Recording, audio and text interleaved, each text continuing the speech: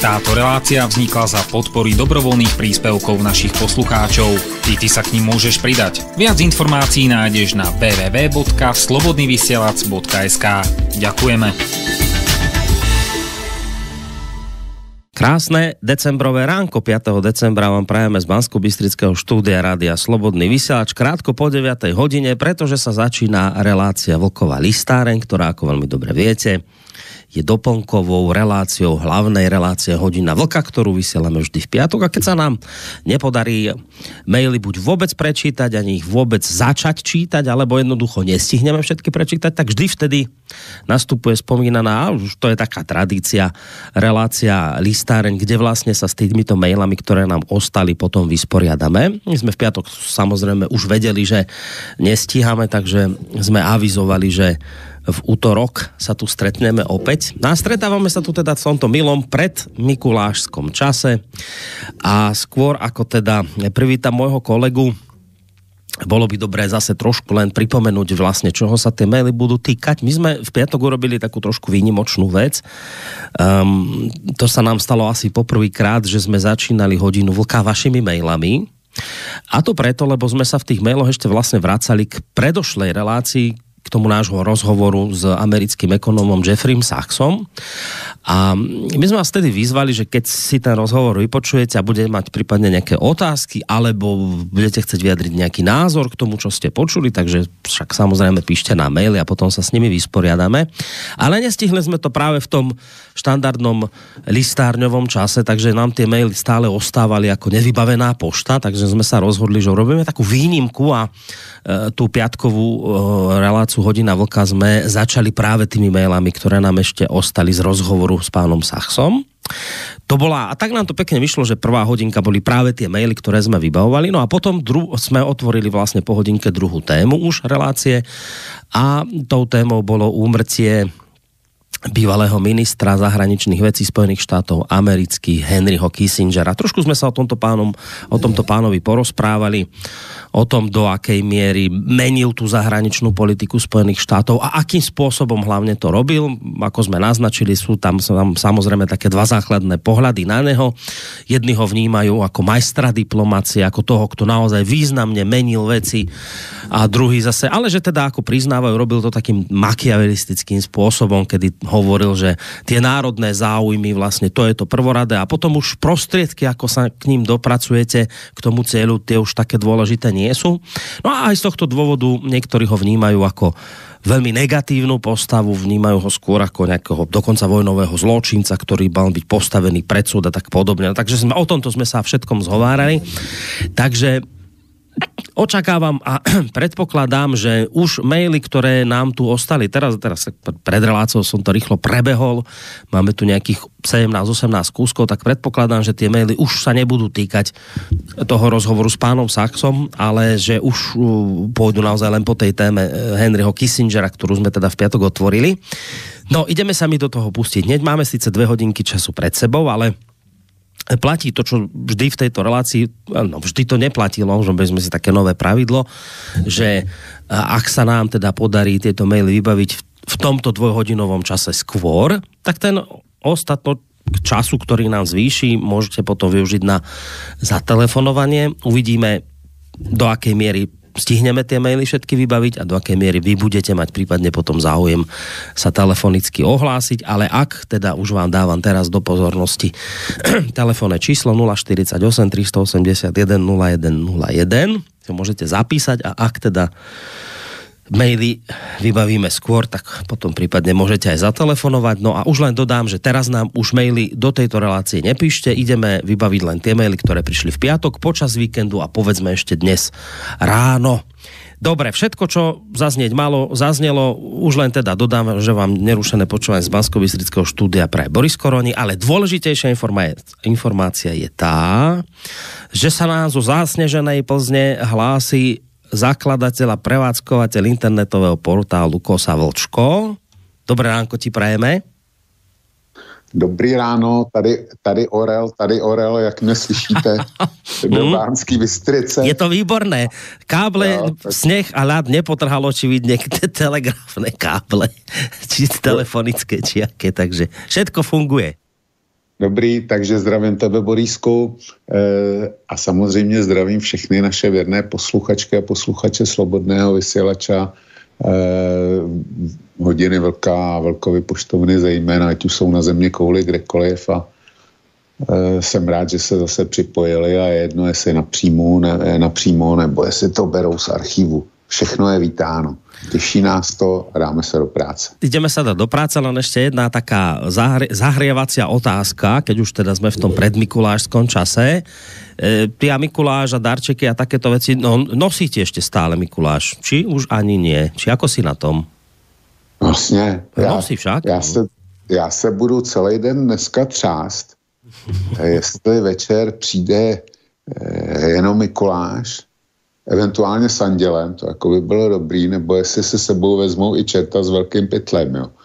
Protože mám z něho strach. A on už bude dnes u vás chodiť, Mikuláš, s čertom, nie zajtra? No, u nás dneska večer, jestli se nepletu. Hej, ja som si myslel, že 6. ale tak teraz neviem, že či ja to mám popletené, alebo to máme my inak ako vy, ale ja som tak nejak nastavený, že zajtra. No dobre, nevadí, ale teda sme teda obaja v túžobnom očakávaní. No ne, já se budu celý večer třást, dokud nebude jasno. No tak, ale tak sa zamyslíš nad tým, ako si sa celý rok správala, zhruba z toho vieš vydedukovať, že čo ťa čaká. No právě. Aj tak, že... Ale Borísku, jako nebojím se toho, že dostanu brambory nebo uhlí, jo. Kotel na uhlí sice nemáme, ale uhlí je dneska vzácné. Áno, presne. A brambory u nás stojí 15 korun za kilo. Tak ako každá brambora dobrá. Áno, to presne niekto už spomínal, že sa to otočilo, že už by to malo byť tak, že uhlie a zemiaky, prípadne cibulu nosí Mikuláš tým deťom, ktoré poslúchali, lebo to už je tak drahé všetko, že už naozaj vrece uhlia je ďaleko drahšie, ako keď ti donese vrece sladkosti, takže by sa to malo zvrtnúť. No, dobre, takže uvidíme, či už dnes alebo zajtra, čo sa udeje, a budeme potom prípadne v hodine vlka, ale vlastne teraz nie, lebo teraz máme druhý piatok v mesiaci, čiže až o týždeň potom prípadne môžeme poreferovať, ako sme dopadli. Koukej schánět náhradníka, protože jestli přijde ten čert s tím velkým pytlem, tak taky příští pátek za týden nemusíš mít parťák. No ale on neberie deti zle so sebou do vreca. On len zhodí prostě tam to uhlie s cibulou a so zemiakmi. Či u vás aj deti berie? Mě vždycky říkali, že chodí s pytlem. A do toho pytle prostě ty zlobivý strčí. Je takto? Fú, tak to vy máte takého nebezpečného čerta. U nás myslím, že takéto až veci hrozné nerobil. Aspoň teda o tom neviem, ale no dobre, no tak potom by som musel intervenovať niekde, ak by sa takéto, nedaj Bože, niečo stalo. No dobre, necháme mi sa prekvapiť, uvidíme, ako to celé dopadne. V každom prípade sa samozrejme tešíme. Či už to bude dnes večer, alebo zajtra večer. Treba si vraj tie čižmy vyčistiť, či neviem už čo všetko, kde to dostávate. A ideme sa my teda pustiť do mailov, aby sme teda neroznevali poslucháčov a na poslednú chvíľu si to tým pádom nepokazili ani u Mikuláša.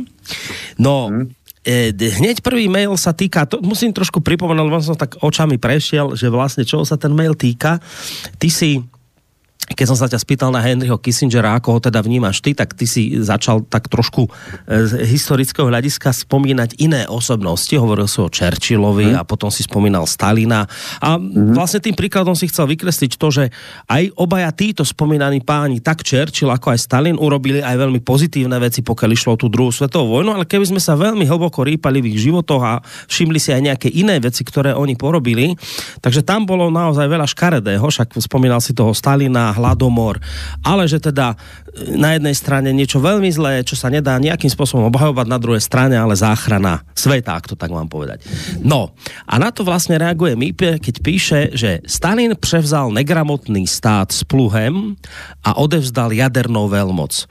To je výrok Winstona Churchilla a to iste nebyl nejaký fanoušek Stalina, ale pouze pragmatický politický komentátor. Čiže toto napísal Mipa ako takú v podstate reakciu na to, čo si hovoril ty. Nie je tam otázka, ale samozrejme môžeš na to prípadne zareagovať.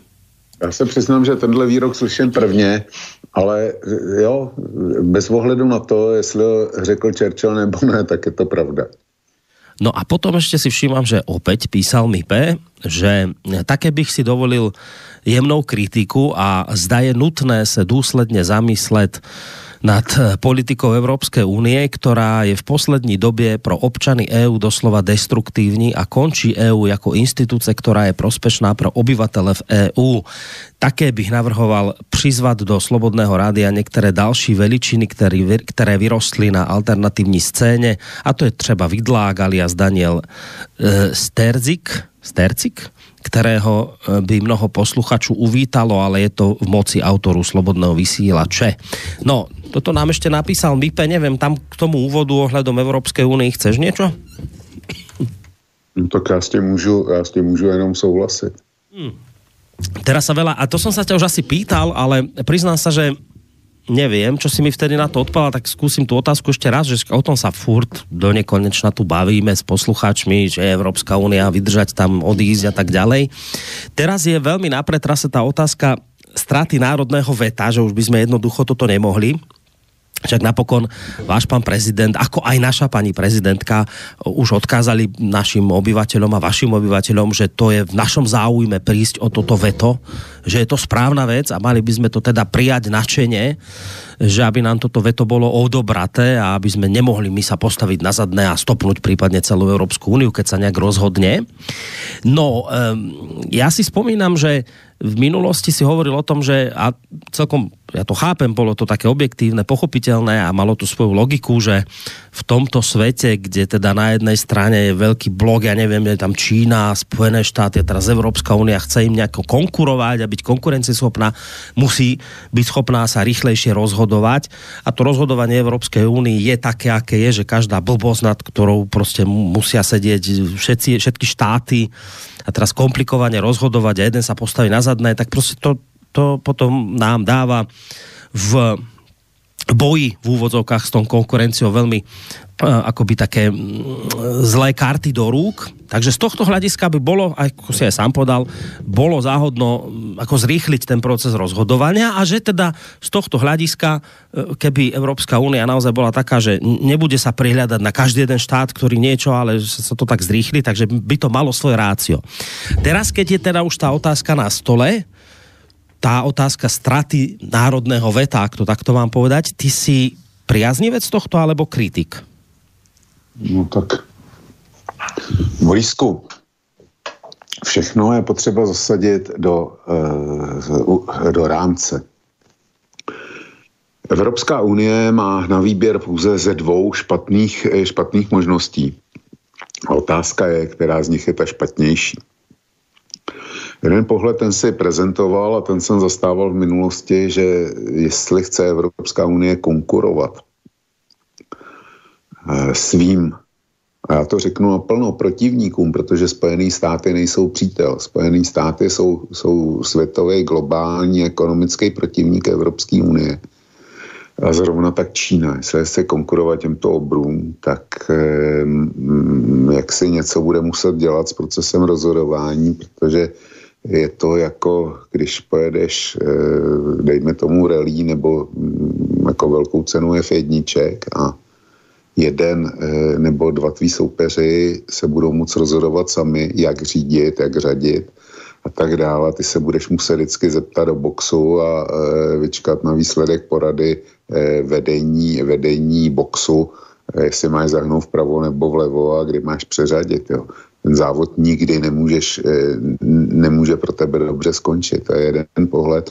A druhý pohled je na to, že když si necháš, nebo když se státy našeho typu a naší velikosti a důležitosti nechají připravit o právo veta, tak budou zcela jednoznačně převálcovaný velkými státy.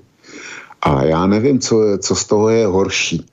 Nejsem schopen se rozhodnout. Takový to jednoduchý, no samozřejmě si to nemůžeme nechat vzít, tak je příliš jednoduchý, ale kdyby Evropská unie se rozhodla, že se transformuje do jednoho státu, do jednoho velkého státu, který bude mít nějaký vyvážený systém moci, tak aby ty malí byli taky slyšet vedle těch velkých, no, tak bych řekl, pojďme se o tom bavit. Ale je tam ještě další podmínka. Ten stát by musel být ovládaný lidma, který vědí, kam jít a především proč tam jít a postavili by to na principech zdravýho rozumu. Nic z toho v Evropské unii není. Ti, kteří to vedou, tak to je banda šílenců, to jinak nejde nazvat, vedou Evropskou unii k zániku. Jejich hlavní starosti jsou Green Deal, který nás přivede k ekonomickému bankrotu, LGBT+, podpora Ukrajině a já nevím, prostě takový ty falešný problémy, ale nejsou schopní řešit jejich řešení energetiky, je naprosto zoufalý a tragický a oklešťování svobody slova a zavádění cenzury a tak dále. To mluví samo za sebe. Čili těmhle lidem přece nelze svěřit momentálně teda určitě nevíc moci. To by byl konec. A pak je tu ještě třetí aspekt. A sice, že dneska Evropská unie je zejména o tom, jak se dohodne Francie s Německem. A jak říkám, já bych neměl žádný problém s tím, kdyby vznikl jeden centralizovaný stát, který by vedli chytrý, znalý, pracovitý a poctiví lidi. Tak pak jako jo. Ale vzpomeň si na to, jak se schvaloval poslední rozpočet. My se budeme bavit o to, rozpočet Evropské unie. My se vzdáme práva veta. Ale to schvalování toho rozpočtu, když se vrátíš o ty, já nevím, 2 nebo 3 roky nazpátek, kdy to bylo, tak bylo esencí naprostého sobectví národních států, z nichž každý chtěl pro sebe urvat co nejvíc ze společného rozpočtu. Buď urvat, anebo platit do něj co nejméně. To byly jediný zájmy, který ty národní státy jako předvedly. A my dneska si řekneme, jako malý Slovensko, jako malý Česko, tak my si dneska řekneme, jo, tak my se v této situaci vzdáme práva veta. Ty jsi narazil na naše, bohužel, prezidenty, jo, kteří tuhle teorii podporují, protože oni sami chtějí vypadat dobře mezi těma, který je zvou na ty recepce a s kterýma se společně fotí. No tak tam přece nebudou jako Viktor Orbán někde v koutku a ignorovan. Oni chtějí být jinak, chtějí, aby byli v prostředku té fotky, ne někde na kraji se krčili. Takže těm je to jedno, to jako ty to klidně vzdají. Tak já bych navrhoval, aby se vaše paní prezidentka a náš vší moudrosti futrál za radou, tak aby vystoupili před národ a řekli, víte, pojďme to udělat tak, že zrušíme volby. Svěřte nám právo za vás vybrat parlament a za vás vybrat vládu. A my to uděláme nejlíp, protože my tomu nejlíp rozumíme. To je na úrovni toho vzdání se práva veta dneska. Na to si zatím nikdo z nich netroufne, ale je to úplně stejný. Takže tady máš moji odpověď. Já vím, že by si chtěl slyšet ano, ne, ale já lepší dát nemůžu. Jak říkám, pro mě jsou to 2 špatný řešení a momentálně ani nevím, který z nich je horší. Víš čo, podľa mňa tá odpoveď, áno, však na ňu sa nemusí ľahko odpovedať, ale podľa mňa dá sa to asi tak ako si to nakoniec povedal, však o tom sa bavíme často, táto otázka straty národného veta, to je napokon tá istá otázka ako otázka zotrvania v Európskej únii a povedali sme to niekoľkokrát. A to platí podľa mňa aj pri tomto vete, že Európska únia vznikala ako spoločenstvo uhlia a ocele, ako spoločenstvo, kde štáty budú vzájomne prepojené, budú kooperovať svoje politiky za účelom obchodovania, pretože po druhej svetovej vojne celkom správne prišli politici na takú zásadu, že tam, kde sa obchoduje, tam sa nebojuje. Čiže ak by Európska únia ostala v tých medziach, kde začínala, v tých ideáloch, o ktorých sa na začiatku hovorilo teda o obchodovaní, o vzájomnom ekonomickom napredovaní týchto krajín, o vzájomnej pomoci ekonomickej, tak je Európska únia úžasný a správny projekt. A za takýchto okolností nejaká strata národného veta v obchodných záležitostiach by bola pochopiteľná. Áno, za účelom toho, aby sme boli schopní obchodne, ekonomicky, hospodársky držať krok s okolitým svetom, tak je to v poriadku, že áno, v tých obchodných, hospodárskych veciach sa treba rozhodovať rýchlo, presne tak, ako si to vysvetľoval s tými formulami. Nedá sa to robiť tak, že budeme čakať na každý jeden štát, lebo proste sa nepohneme.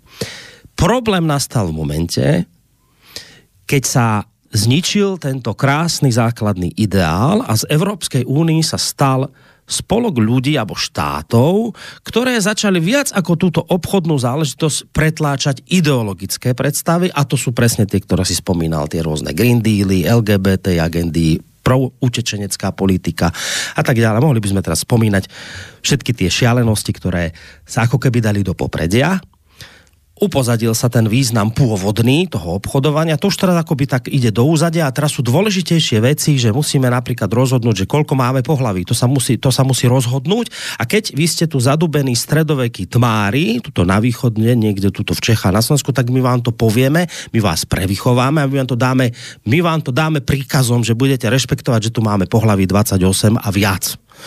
A budete rešpektovať bez ohľadu na to, či sa vám to páči alebo nepáči, že tu skončia autá so spaľovacími motormi, neviem kedy, a mohli by sme pokračovať ďalej.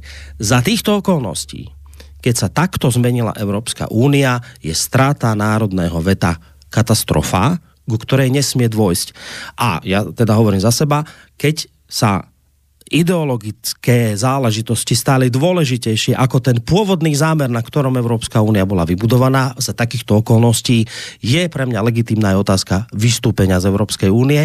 Ak ideológia začína byť dôležitejšia ako to pôvodné, čiže takto je to podľa mňa aj s tou stratou národného veta, bolo by to v poriadku, keby sme sa bavili celý čas o základných tých veciach, na ktorých Európska únia vyrástla, keby sme sa bavili o hospodárstve, ekonomike, dalo by sa to chápať.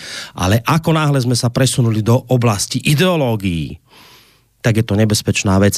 A to, že naši prezidenti, tak váš ako aj naša prezidentka, sú schopní povedať nahlas, že ľudia, toto musíme stratiť, lebo to je v našom záujme. Vidíte pred sebou ľudí, ktorí sú naučení slúžiť, odčítavať spier svojho pána, proste to je to niečo odporné.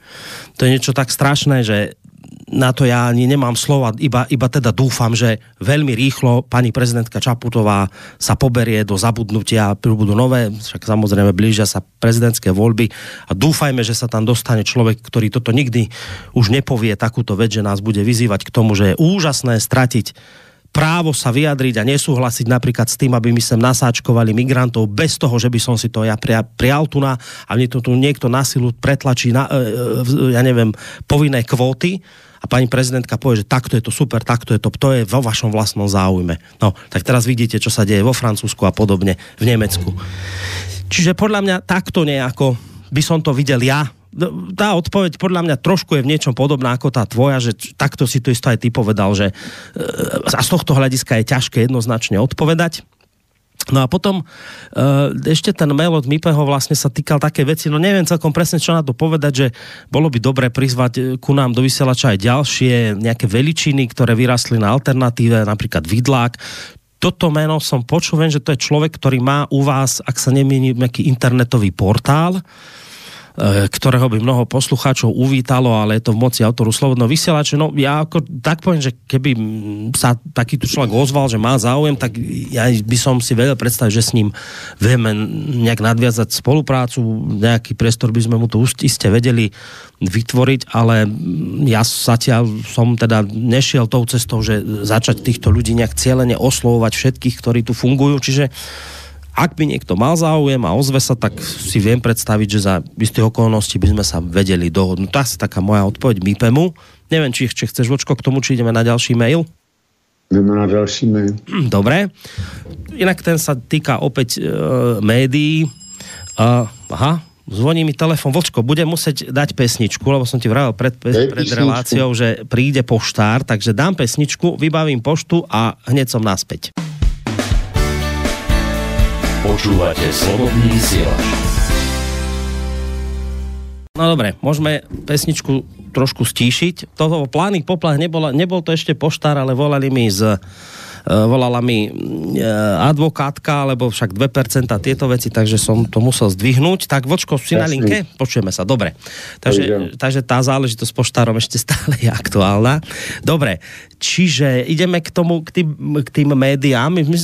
Trošku sme sa o tom tiež v piatok rozprávali, že ja som tak krotil tie vášne ľudí, lebo teraz vidím takú eufóriu, aj veľký optimizmus, že aj vplyvom zmien, a teda hlavne vplyvom zmien na politickej mape na Slovensku, teraz akoby sa alternatívne alebo nezávislé médiá môžu viacej nadýchnuť a mnohí ľudia toto vnímajú ako veľmi pozitívnu vec a hovoria o tom, že konečne prichádza čas, kedy tá takzvaná alternatíva preberie ako keby tie opraty a mainstream pôjde do zabudnutia. Ja som proste trošku pred týmto optimizmom varoval, lebo som vravel, že vždy musíte vychádzať z nejakých reálnych čísiel a ak realita hovorí, že ja neviem, že takzvané alternatívne médiá majú len zlomok príjmov mainstreamových médií, no tak proste nemôžete od nich očakávať, že dokážu ich nahradiť ich prácu v plnom rozsahu a tým pádom ich nejakým spôsobom konkurenčne vytlačiť, ak to tak mám povedať,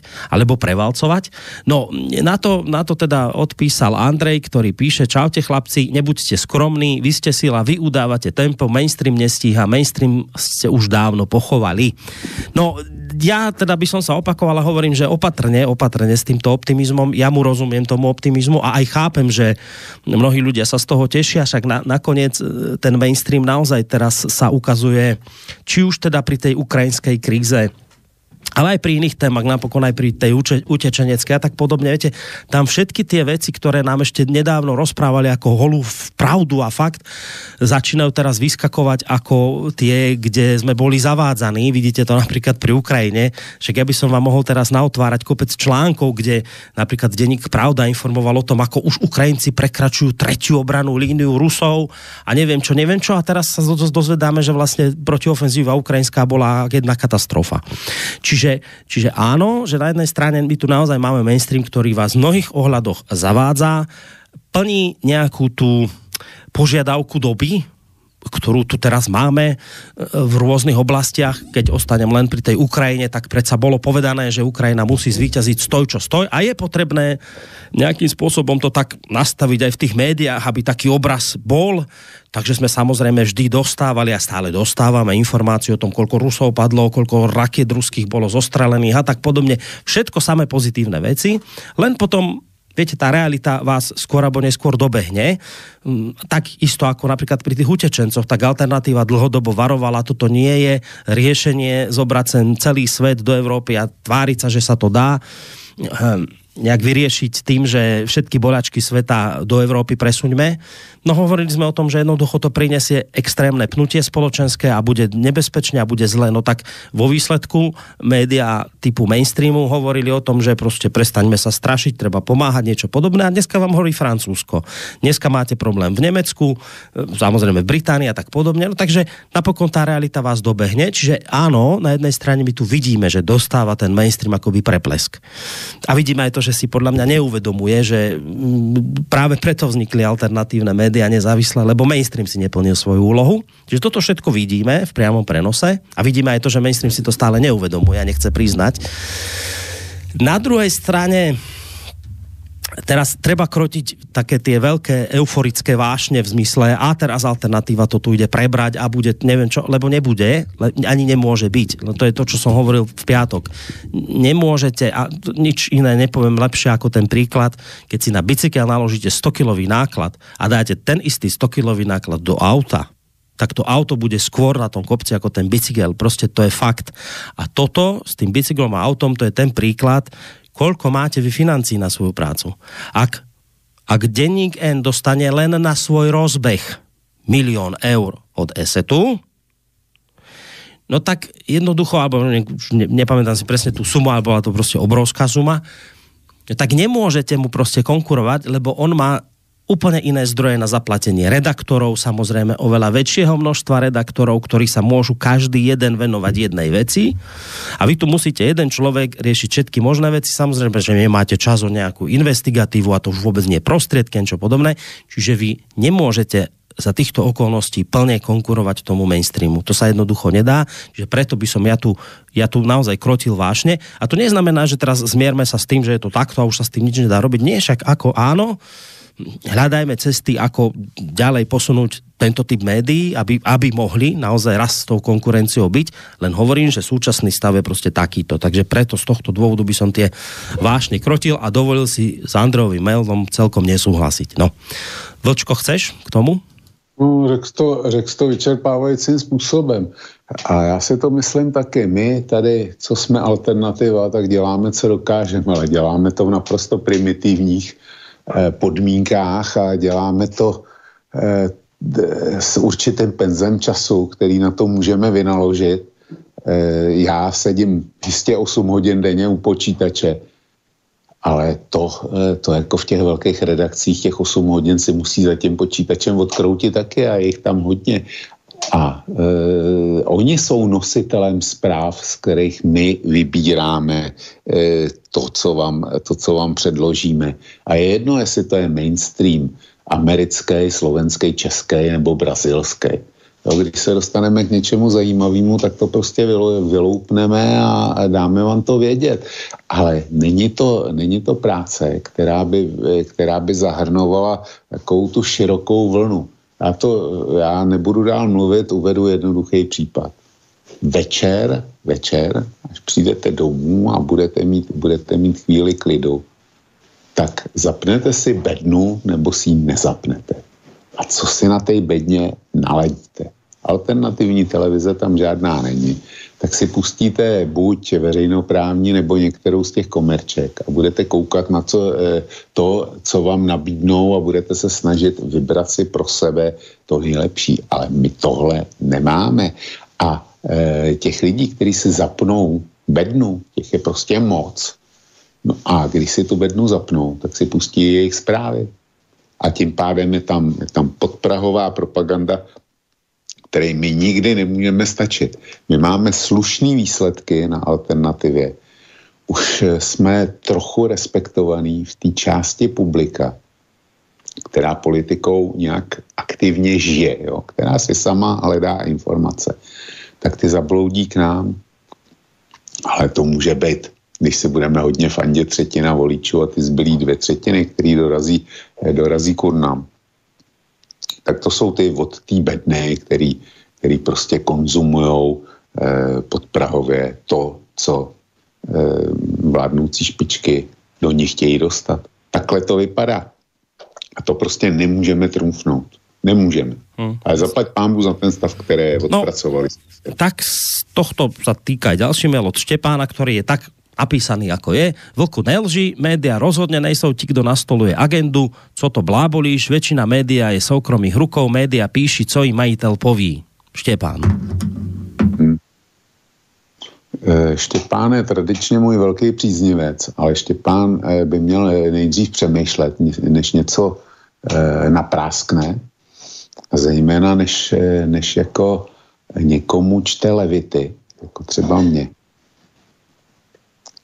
Ty šílenosti okolo Green Dealu, ty by vůbec nebyly možný bez toho, kdyby z toho média neudělali agendu. Média udělali Grétu, média udělali Kerryho, média udělali všechny ty nesmysly.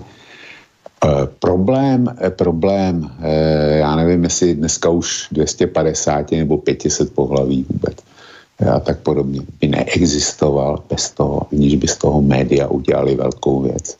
A jestli jsou média v soukromých rukou nebo nejsou, je úplně jedno. Protože majitele většinově zajímá zisk. A zisk se tvoří senzačníma titulkama a tehdy, když se vyjde jaksi vkusu veřejnosti. Každej přece ve veřejnosti chce, aby bydlel uprostřed zeleně, cvrlikali mu tam ptáčci a lítali mu na zahrádce, pokud jí má motýly. A aby doprava fungovala naprosto skvěle a tak dál. A nikdo ho moc neotravoval. Tak tuhle představu, na tomhle je postavený to chápání toho Green Dealu a té zelené ideologie. A jsou to média, který tyhle agendy nastolujou, ne politici, jsou to média. No a pak jsou taky ještě aktivistický politici, který si na tom přihřejvají svoje soukromí zájmy. A aby bylo jasný, že to, že je něco soukromýho, vůbec nic neznamená, tak takový banky jsou ryze soukromý projekt. Ale kdyby si Štěpán a jemu podobní, co jako mají problém se mnou, chtěli dneska otevřít, dejme tomu, uhelný důl nebo naftový vrt, tak já ho upozorňuji, že v Čechách na to peníze na financování nesežene a sám na to mít nebude. A je to soukromý objekt a může doložit ziskovost projektu jak chce, tak na to financování prostě nebude. Takže Štěpáne, co takhle začít myslet místo toho podráždění a snahou účtovat se mnou, jako já s tím nemám problém a pokud napíšeš příště ve stejném duchu, tak už budu v pokušení ti úplně stejně odpovědět. Jo? Na hrubej pytel, hrubá záplata, by bylo jasný. No, nie som si celkom istý, či tento mail nahnevaný opäť ďalší nejak súvisí s našou témou piatkovou alebo nie, ale chápem, že je potrebné zrejme, a toho sa asi nezbavíme už, vždy z času na čas vyťahnuť vakcíny. Pavel píše, a prečítam to zase tak, ako to je: Vlku, kdy konečne prestaneš plácať a omluvíš sa za to, jak si všechny presviečoval, aby volili STAN, že si to odpracovali? Áno, odpracovali si to v rozkrádaní. Pořád čekám a pořád úspešne mlčíš, jak psal ten posluchač poštovne. Teším sa ale na to, jak budeš pred soudem vedle Šmejda Hořejšího. Ta lež od Borise byla opravdu hodne out. Ty vakcíny si môžeš napíchať, prenechám ti rád jeho telo a bude mi to jedno, ale nikto mi nebude obmezovať lékarskou péči, že nechci delať pokusného králika. Na západe už sa to rozjelo. No, priznám sa, že ja už celkom presne nerozumiem, že na čo konkrétne teraz tento mail bol mierený a neviem celkom presne teda ani zistiť, kde som mal konkrétne v čom teda klamať ja, nebo neviem. No, že si sa dostal mne ohledne vakcín a tak dále. Ale to bola aká lež ode mne? Opravdu, no, já nevím, to se zeptej toho věrozvěsta, co napsal tenhle mail, a jako označit profesora Hořejšího, jednoho z vynikajících vědců, který ještě máme, za lháře a vyhrožovat soudama, tak to chce kus. To chce jako hodně prázdnou dutinu lebeční, když to řeknu.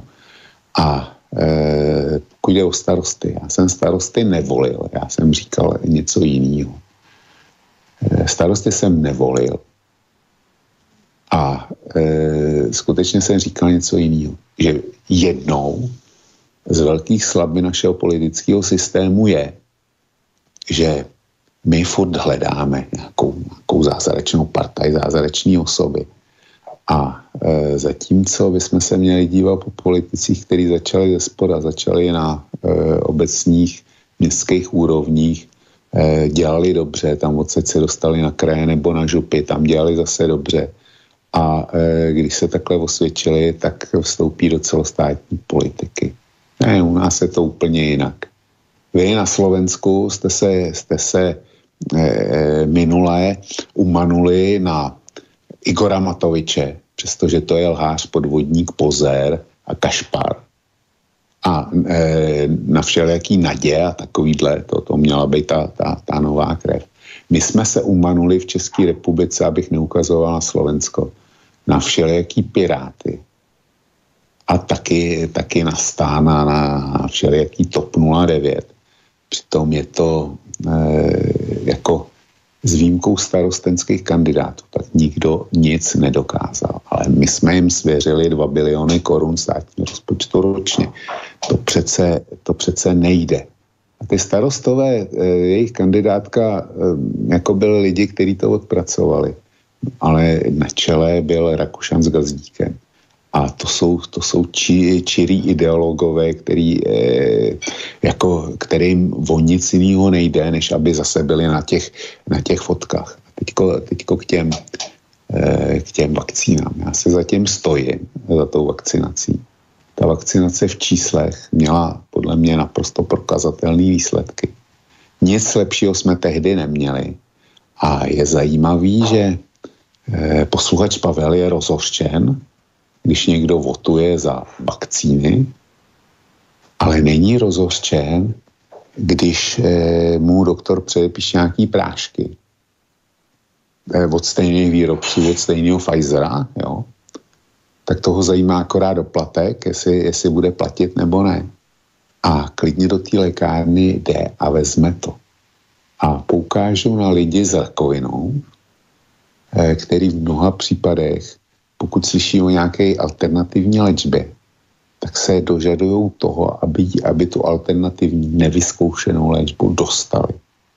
Protože vědí, že ta jejich nemoc je tak zhoubná, že hledají každý prostředek dobrý, který by je z toho průšvihu dostal. A posluchač Pavel a mnozí další nevzali vůbec na vědomí, že COVID byl pro spoustu lidí prostě vražedná záležitost. Já jsem včera byla zveřejněná statistika k důchodům od českého staťáku. A já jsem koukal, že my ke konci loňského roku jsme ještě pořád vypláceli méně důchodů než na konci roku 2018. Tohle leco signalizuje, protože do důchodu chodí stále silný ročníky. Ty pováleční ročníky 50. let. A ono je méně důchodců. A je to tam krásně vidět, jak do toho zasáhl COVID. A nějaký Pavel mi tady bude vyhrožovat soudama a tím, že on si nenechá napíchat. Dobře, nenechá si napíchat. Já si trvám na tom, že v momentě, kdy stát se rozhodl uhradit jaksi vakcinaci, která nebyla levná, tak já bych to byl doprovodil zákonem, že teda ty, kteří to odmítnou dobrovolně, takže si ponesou náklady na zdravotní péči, pokud dostanou COVID. Pro ně je to přece chřiptička. Tak chřiptičku si Pavle tenkrát si mohl vyležet doma. Jo? Nechtěl jste to? Dobře, je to vaše právo. Ale nezatěžujte mý zdravotní pojištění svou případnou nemocí v takovém případě. Ak sme sa v covide s Vlkom my dvaja z niečom nezhodli, tak to je práve otázka povinného očkovania. A tam by sme sa nezhodli doteraz, ale ja sa priznám, že ja by som aj chápal takéto maily od Pavla, aj hnev, aj všetko by som tomu rozumel, keby bol Pavel a ostatní dotlačení do povinného očkovania. Potom by som nie len, že rozumel tomuto hnevu, ale otvorene hovorím, Pavel, stál by som na vašej strane. Ale pokiaľ povinné očkovanie nie je a nikdy nebolo, tak v tom prípade ja nerozumiem dôvodu písania takýchto mailov, dôvodu hnevania sa na Vlka, dôvodu rozčuľovania sa nad celým týmto všetkým, pretože ak vás nikto netlačí do očkovania, tak málo by vám byť úplne ukradnuté, čo robí Vlk. Ak vy máte predstavu, a ja neviem teraz, do akej miery je ona pravdivá a nie je pravdivá, to teraz riešiť nebudem, ale ak vy máte hlbokú predstavu o tom, že Vlk svojimi 20 a vakcínami sa zabije, tak ho nechajte sa zabiť. Dobre? Nechajte sa ho zabiť a nestarajte sa do jeho života. Rovnako ako si myslím, že nemá Vlk sa právo starať do vášho, či sa vydáte očkovať alebo nedáte. Čiže zhrniem to ešte raz. Ak by tu bolo povinné očkovanie, potom by takéto hnevania sa vzájomné boli na mieste a potom spolu bojujeme, lebo potom je to už obmedzovanie práv jedného druhého. Ale ak tu máme očkovanie nepovinné, tak prosím vás, naučme sa rešpektovať druhých ľudí a skúste začať chápať vec, že vlk si môže so svojím životom naložiť ako chce, rovnako ako si vy môžete naložiť s vašim životom ako chcete. Zbytočné, absolútne to zbytočné a zbytočne to vnáša nejakú zlú krv aj do tejto relácie. Načo je to dobré tu vlka presviečať o tom, že sa nemá očkovať alebo nedaj Bože mu vyhrážať súdmi a niečím podobným. Prečo sa vy tak veľmi potrebujete starať do vlkovho zdravia? Prečo sa tak strašne potrebujete ho riešiť jeho život? Prečo?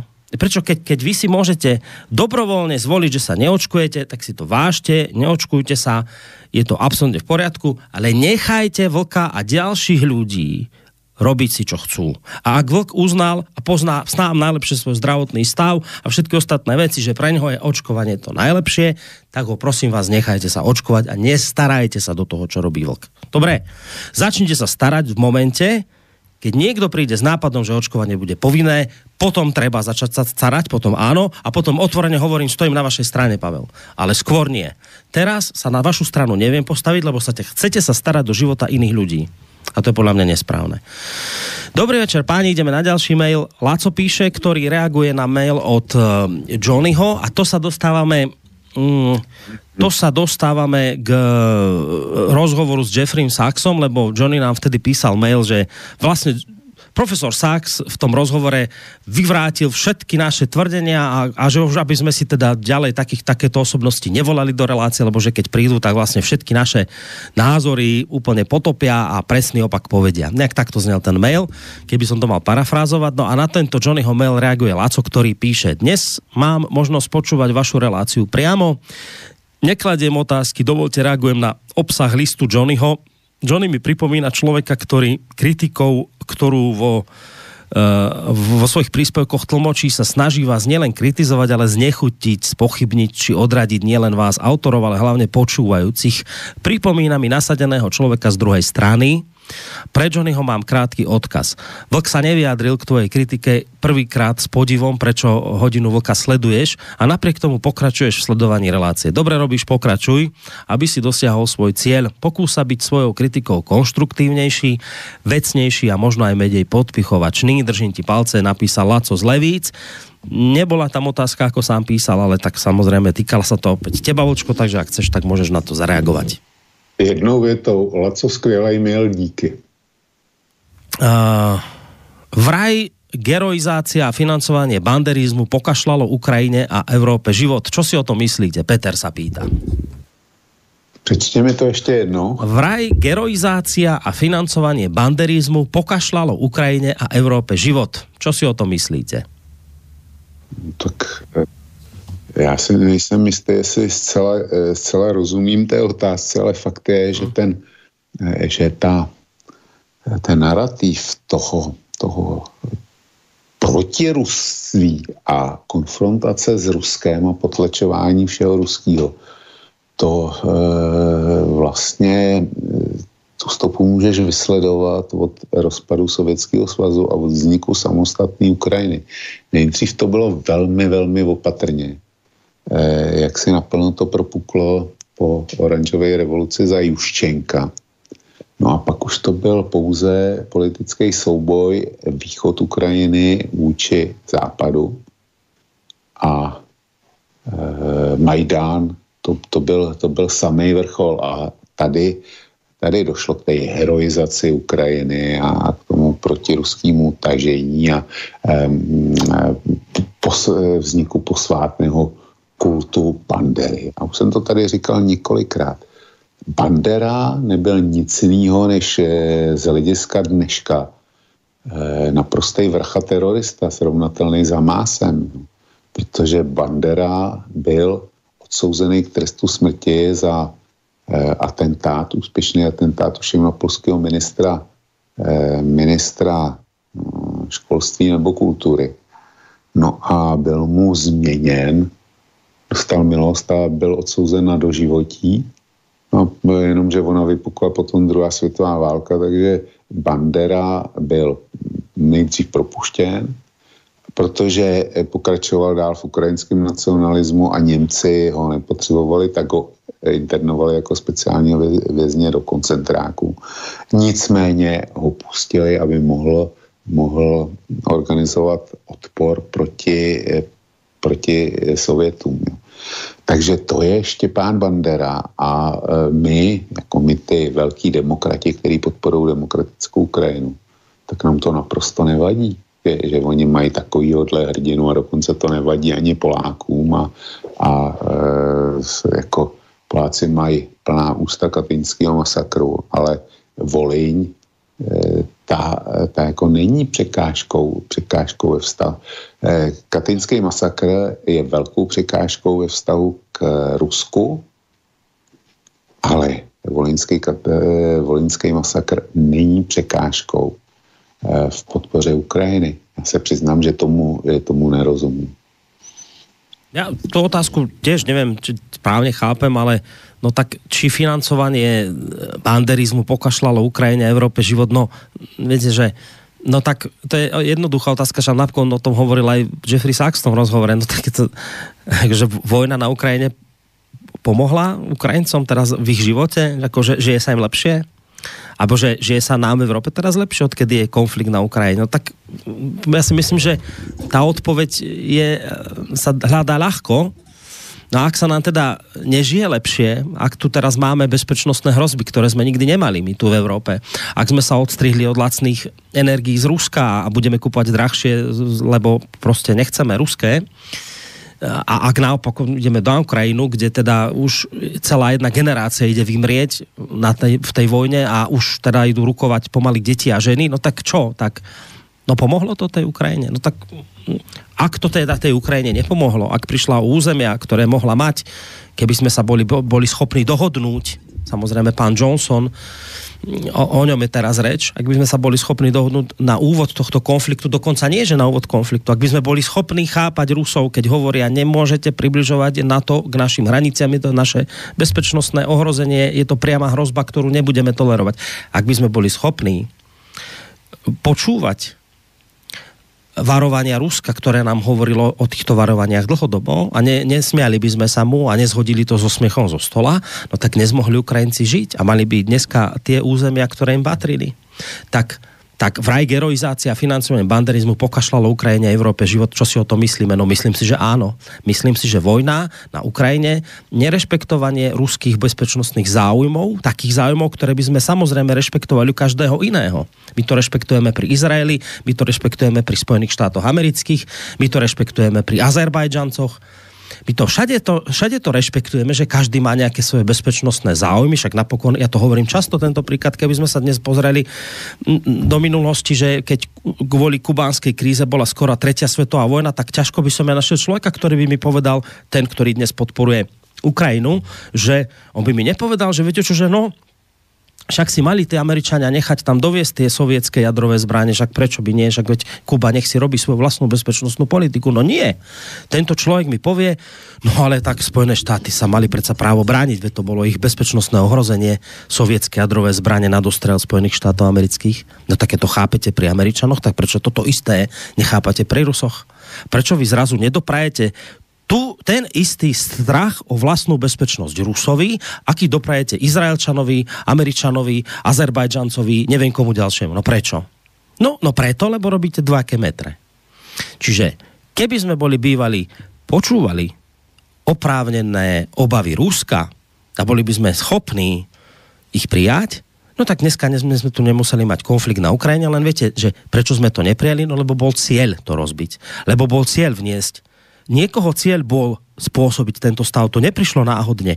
Niekto, a ja tvrdím, že to bol niekto za oceánom, sa intenzívne snažil svojimi farebnými revolúciami, ktoré sa začali na Ukrajine a týmto všetkým, čo tomu nasledovalo, Majdan a tak podobne, upieranie práv národnostnej menšiny ruskej, to všetko bol cieľ destabilizovať túto časť Európy a on si tým sleduje svoje vlastné ciele, ktoré sú oslabiť Rusko do tej miery, aby teda on bol hegemon. No tak máme tu tento stav, ktorý tu máme a áno, tvrdím, že to zhoršilo život nie len v Európe, ale v prvom rade to zhoršilo život chudákom Ukrajincom, ktorí sú dnes v zástupnej vojne a už o tom hádam nikto nepochybuje, keď minister tamto Austin v Amerike povie, že Amerika je najsilnejšia krajina na svete a vyhráme nad Ruskom, lebo Rusom nedovolíme vyhrať. No tak to hovoria Spojené štáty. No tak to potom znamená naozaj, že to je vojna Spojených štátov s Ruskom. A Ukrajinci sú len tí, ktorí majú platiť životom v tejto vojne. V tejto zástupnej vojne Spojených štátov, lebo nebudú mrieť Američania, keď môžu zomierať Ukrajinci. Však prečo by to robili? No takto. Tak tvrdím, že áno, že na vašu otázku, že áno, a napokon to hovoril aj samotný Jeffrey Sachs, že áno, zhoršilo to život Európe a zhoršilo to život samotným Ukrajincom. Ľubo z Bratislavy, len ten komentár ku Kissingerovi, diplomaticky vždy rozprával to, čo druhá strana chcela počuť, ale vždy inde v pozadí robil, o čom svedčia titulky z veľkých médií v USA, ako napríklad najznámejší americký vojnový zločinec zomrel. Nechápem, prečo u nás chceme relativizovať jeho činy na základe jeho verbálnych prejavov, to už potom môžeme relativizovať každého zločinca, napísal Ľubo. No tak s tím zásadně souhlasím, protože za Henryho Kissingera došlo k velkému uvolnění vztahů mezi tehdejšími supervelmocemi. Provozovala se takzvaná realpolitika. Došlo k podpisu několika významných odzbrojovacích smluv. To já si myslím, že došlo k ukončení vietnamské války. Z těch věcí bylo Henry Kissinger dokázal vyjednat mír po Jomkipurské válce mezi Izraelem, Egyptem a Sýrií. Přestože to byli zásadní nepřátelé a ty vztahy, který Kissinger tenkrát na Blízkém východě navázal, tak v podstatě fungují ještě dneska. Egypt nepodpořil teroristy Hamásu. Prostě je nepodpořil. Žádným způsobem. A myslím si, že Izrael si velmi oddychl, protože kdyby se do boje zapojila ještě dneska egyptská armáda, tak by to byl velký problém. Takže já Henry Kissingera měřme ho nikoliv podle toho, jak chceme, aby byl výsledek. A pak mu přisuzujeme různý masky, ale měřme ho podle doložitelných skutečností. A to žádný laciný mediální postoje za mě nebyly. No, my sme tam v tej relácii, ja som teda spomínal práve aj ten výrok Henryho Kissingera, ktorý si ty u seba na stránke na Kose zverejnil, kde on teda hovoril, a toho malo aj akoby tak charakterizovať jeho samotného, jeho politiku, ako on ten svet vnímal, kedy hovoril, ak si mám vybrať medzi chaosom a spravodlivosťou na jednej strane a nespravodlivosťou a poriadkom na strane druhej, vyberám si vždy druhú možnosť. A ty si potom napísal, že áno, že ty v tomto smere s ním súzniš, že takto to nejako podobne vnímaš aj ty. No a na to ešte reaguje Ľubo z Bratislavy, že ak správne chápem Vlka, tak vyvraždíme Palestíncov v Gaze, respektíve ich vyženieme z Gazy, bude tam konečne poriadok, i keď to nebude spravodlivé. No, tak Izrael se může pokusit o to vyhnat Palestince z Gazy, ale prostě to nedokáže a nedovolí mu to dokonce ani Spojený státy. Jo. Izrael je dneska v těžké mezinárodní izolaci a hned tak z ní nevyklouzne. Izrael je obklíčený stát a já chápu jeho právo na sebeobranu. Ten masakr v té Gaze, ten by nebyl začal, kdyby nebyl Hamás zaútočil. Tam jako je iniciační akce naprosto jasná a bylo taky jasný, jakým způsobem Izrael bude reagovat. Mě by zajímalo, jaký postoj náš posluchač k eventuálním migrantům do Evropy, jestli by tady vítal na Slovensku, kdyby mu sem přišli migranti zejména z Blízkého východu, vyznavači islámu. Když je tak propalestinské a tak mu leží na srdci životy Palestinců, tak proč nepožádá slovenskou vládu a paní prezidentku, aby zařídili, aby aspoň část Palestinců mohla emigrovat na Slovensko. Pokud si myslí, že hrozí nebezpečí terorismu, tak jako pak by mě zajímalo, na čem postavil ten svůj mail. To prostě My pri Ukrajine vždy varujeme a pripomíname to, že konflikt sa nezačal vo februári 22. Ale že mu teda niečo predchádzalo a musíme ísť ďaleko hlbšie do histórie. A to, čo sa stalo v 22., že to berte ako vyústenie niečoho, čo tomu predchádzalo. Ja by som teda chcel byť dôsledný aj pri tom Izraeli, že ja si myslím, Vočko, že nezačal sa konflikt s Izraelom a Palestínčanmi tým, že palestínsky Hamas napadol teraz Izrael. Dokonca sa objavila teraz, myslím, informácia v New York Times, že Izrael o tom útoku vedel rok dopredu, ale že teda nejak to, že bagatelizoval, že to Hamas nebude schopný urobiť, ale bez ohľadu na to, či to vedel alebo nevedel. Ja by som tak ako pri Ukrajine nechcel vnímať to tak, že teraz, keby nebol Hamas zaútočil, tak dneska nie je v Gaze to, čo tam je. No áno, to je pravda, ale ja teda dodávam, že a Hamas by nebol býval zaútočil, keby dostal svoj štát, tak ako bolo slúbené pri vzniku štátu Izrael, čo Izrael nikdy Palestíncom nedal. Čiže ja viem, že my túto otázku nevyriešime a to je jedna z tém, kde sa my akoby zásadne líšime názorovo a ja to opakujem, ja nemám problém so židovským štátom preto, lebo sú to Židia. Ja som nikdy nevnímal to tak, že keď je niekto Žid, tak Ježišmária už je za ním všetko svetové spiknutie. Ja toto jednoducho takto nevnímam. Nikdy som nevnímal Žida ako niekoho, koho treba kritizovať, lebo je Žid. To skrátka, cezo mňa toto nejde. Ja len sa neviem zmieriť s faktom, že ak vznikol štát Izrael a jednou z podmienkov bolo úvodných podmienok vzniku tohto štátu, že Palestínčania dostanú svoj vlastný štát, tak tu niekde sa to všetko láme, tu je niekde ten neuralgický bod, že keď ste nedali Palestíncom svoj štát, hoci to bola podmienka vzniku štátu Izrael, tak dnes to všetko, čo sa dnes deje, je nutný dôsledok tohto. A preto hovoria podľa mňa príčetní politici, že Palestínčania potrebujú dostať svoj vlastný štát, lebo inak tam pokoj nebude v tomto kuse, na tomto kúsku miesta sveta. No ale vidíme, že Izraelčania nie, že nemajú chuť dať Palestíncom to, čo bolo slúbené, ale dokonca robia veci ešte kde tých Palestínčanov ešte viacej hnevajú. Budujú nelegálne osady. A to sám uznávaš, že to nie je správne. Proste okupujú nejakú časť, ktorá im nepatrí, aj Golánske výšiny a tak podobne. Áno, chápem, dobre, tam nejaká vojenská, za tým strategická záležitosť, ale okupujú. Čiže ja si myslím, že nemôžeme sa na to pozerať spôsobom, že keby nebol býval Hamas zaútočil, dneska máte v Gaze pokoj. No nemá pokoj, pretože ten Palestínčan, tá generácia, ďalšia, žije v hroznej krivde, žijú tam ako proste s tým, že my nemáme svoj vlastný štát, hoci to bolo slúbené. Čiže podľa mňa tuto niekde je to centrum toho, prečo je tam dnes problém. A samozrejme ešte história, ďaleko by sme mohli ísť ešte hlbšie do histórie. Ja viem, že to nie je jednoduché, ale keby mali Palestínčania svoj štát, aspoň by vznikla nádej, že tam môže byť väčší kľud a poriadok a bezpečí, ako je tam teraz. Borisku, já s tebou zásadně nesouhlasím v tomhle. Problém není v tom, jestli Palestinci mají svůj stát nebo ne, jakkoliv ho měli mít. Jo. Souhlasím, že ho měli mít, ale nebylo to možné, protože přesně v minutu, kdy vznikl stát Izrael, tak na něj zaútočil armády 6 arabských států. Na něj zaútočili s cílem vyhladit prostě Židy nahnaté do moře. Tam nebylo to, že by zaútočili a řekli, my chceme, aby byl okamžitě vyhlášený palestinský stát. Ne.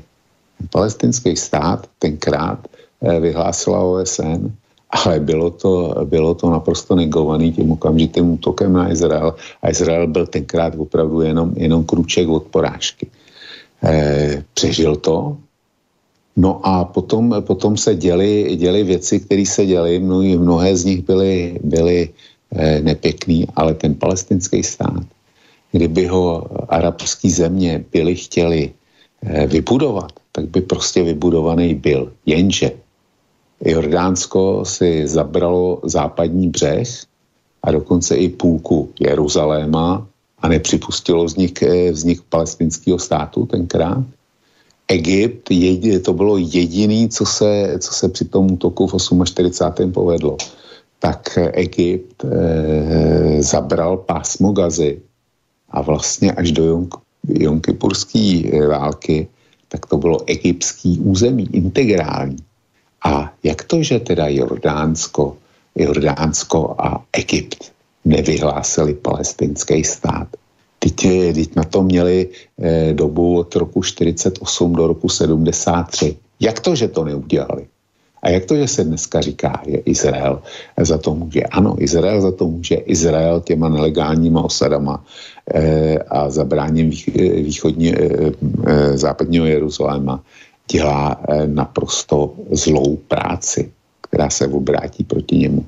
S tím já souhlasím, ale arabské země tu Palestínu mohly vytvořit, dokud kontrolovali ty dvě území, které mají tvořit palestinský stát. Nicméně, já už jsem to říkal v pátek, nebo dokonce, když jsme měli k Palestíně hodinu vlka. Když se podíváš na mapu, z čeho se má skládat onen údajný palestinský stát, tak vidíš, že to je naprosto neživotaschopný, že ty dvě enklávy jsou odtržený. Neexistuje tam žádný spojení mezi nima. Jsou to dvě autonomní oblasti, Gaza nesmírně hustě osídlená a západní břeh, ten je aspoň úrodný, jo, ale taky to není samo o sobě životaschopný. Takže vytvořit stát a říkat, který bude neživotaschopný a říkat, tím se to vyřeší, nevyřeší. Protože ať Izrael udělá Arabům jakýkoliv ústupky, tak vždycky se na arabské straně najde někdo, kdo řekne, že to neuznává a že jediný řešení je zničení státu Izrael. Takhle je to prostě postavený. To je možné, ja o tom nepochybujem, že sa vždy taký niekto nájde, ale otázka je, že či bude ten niekto ešte zdieľať sympatie sveta. A teraz je to jednoducho tak, však sám to hovoríš, ja si osobne myslím, že nie je zase Izrael až takej izolácii, ako to vnímaš ty, podľa mňa ani náhodou, ani len zlomok sa mu nedieje to, čo sa deje Rusom, keď chceš niekoho dostať teda do izolácie. Čiže keď nerátame také, mali by ste prestať, to ja vnímam, že to nie je až taká strašná izolácia, ako nejaké už ekonomické dôsledky, sankcie a tak podobne, ktoré sú uvaľované na Rusko.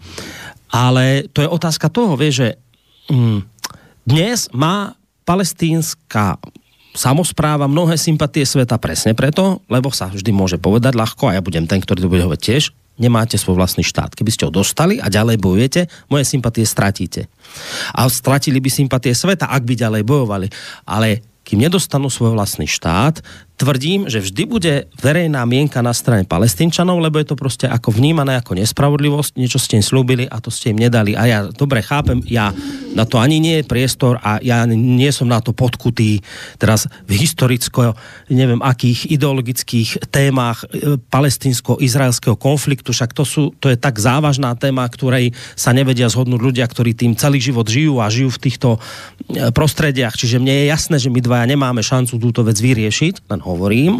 A to aj na pozadí toho Kissingera, lebo tak sa vlastne ten mail poslucháča začínal, že nedá sa očakávať, že tam, kde bude poriadok a nespravodlivosť, tak to bude proste fungovať. Môžeš nastaviť poriadok, môžeš to tam okupovať vojensky a môžeš tam zabíjať tých Palestínčanov, keď sa budú búriť a bude tam nejaký druh poriadku a bude to nespravodlivé a nebude to fungovať. Dajte im vlastný štát a potom, keď budú volať po ďalších veciach, ktoré nemali sľúbené, stratia Palestínčania, ja neviem, sympatie mnohých štátov, pretože jednoducho už ste dostali, čo ste mali dostať a potom by sme videli, že či by robili niečo alebo nerobili, ale jednoducho teraz je ten stav taký, že nedostali svoj štát a vždy tvrdia, že keď budú mať svoj štát, bude pokoj, bude mier, alebo aspoň vznikne nádej na pokoj a na mier.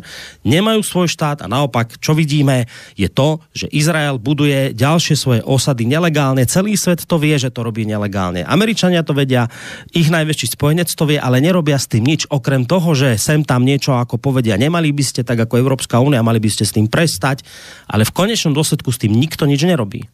Čiže my sme tu svedkami obrovskej nespravodlivosti a z tohto druhu nespravodlivosti vzniká potom sympatia k palestinskej samospráve. Podľa mňa takto to je, no. No, podle mě není ta sympatie k palestinské samosprávě, ta pramení z ničeho jiného. Jednak je to antiamerikanismus, protože Amerika u spousty lidí nemá a už nikdy nebude mít dobrou pověst napříč světem. To je jeden zdroj. Druhý zdroj té podpory nebo chápání Palestinců jsou ty televizní reportáže, který vidíš každý večer v televizi, když si pustíš zprávy. To nemůže být jinak a lidi nechtějí utrpení. Oni ti neukázali ani omylem utrpení lidí na Donbasu, jo, od roku 2014. Ale ukážou tě záběry z Gazy a to samozřejmě, když vidíš ty výbuchy, jak se zhroutí obrovský domy se spoustou bytů, jak dneska Gaza je na tom hůř než Berlín po skončení druhé světové války. Jak lidi tam bezmocně vandrují z jednoho konce města na druhé a hledají přístřešek, hledají úkryt, aspoň trochu bezpečný, hledají vodu, hledají jídlo. To jsou naprosto zdrcující záběry, který prostě Izrael nemůže mediálně ustát. A já si trvám na tom, že Izrael je izolovaný. Prostě bylo hlasování v Radě bezpečnosti, ta rezoluce, kterou Izrael nechtěl, tak s ním hlasovalo dalších 13 států ze 190 asi 2 nebo kolik jich tam je. To je naprosto jasný. A Izrael je ceněný pro svou vědu, výzkum a pro svý schopnosti, čili s Izraelem se obchodovat bude. Ale ten Izrael prostě tu válku za mě prohrál a za mě ztratil mediálně. A Hamas přesně tímhle směrem, že se Izrael stane praktickým, nikoliv politickým vyvrhelem, který by byl jako pod sankcemi. To Hamas věděl, že nedosáhne, ale věděl, že v očích naprosté většiny světové populace Izrael bude prezentován jako vrah, jako masový vrah. A že z hlav už to lidem nikdy nevyžene. A vedle toho bude především dopad na muslimskou komunitu po celém světě. Co myslíš, že ta válka přinesla? Ta válka kromě jiného přinesla radikalizaci muslimů v celé diaspoře a zejména teda v západní Evropě. S těma se ještě užijeme. Tohle je určitě. Ano, samozřejmě. Tohle je přímý důsledek. A vedle toho Izrael rozjížděl na mnoha úrovních jednání s různými arabskými státy. Na to teď dlouho nebude ani pomyšlení. Izrael to prohrá. No, dobre, poďme ďalej na ďalší mail, aby sme teda všetky stihli prečítať. Dobrý večer, priatelia, pokiaľ sa bavíme o tom, že Henry Kissinger zmenil ku sklonku života postoj k neutralite Ukrajiny, otočil svoje presvedčenie, ktoré mal minimálne od roku 2014, tak tým si nezachoval svoju pravú tvár a autoritu svetovej osobnosti. Tu musím súhlasiť s Borisom len preto, aby nebol okopávaný, nechá Ukrajinu vstúpiť do NATO. Vraj to bude bezpečné pre Rusko, lebo bude pod kontrolou USA. Ukrajine sa už po Minsku 1-2 nedá veriť. Čo ak by sa spojili s Poľskom, ktoré bude mať zrejme najsilnejšiu armádu v Európe, dvojité ohrozenie pre Rusko?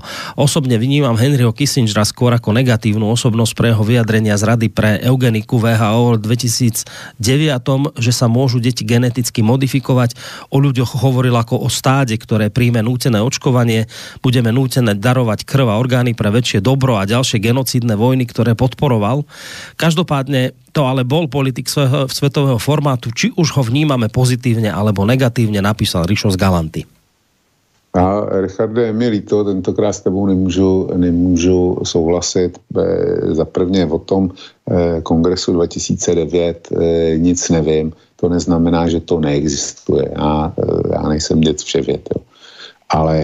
Ale já Henryho Kissingera hodnotím na základě toho, co v životě dosáhl. A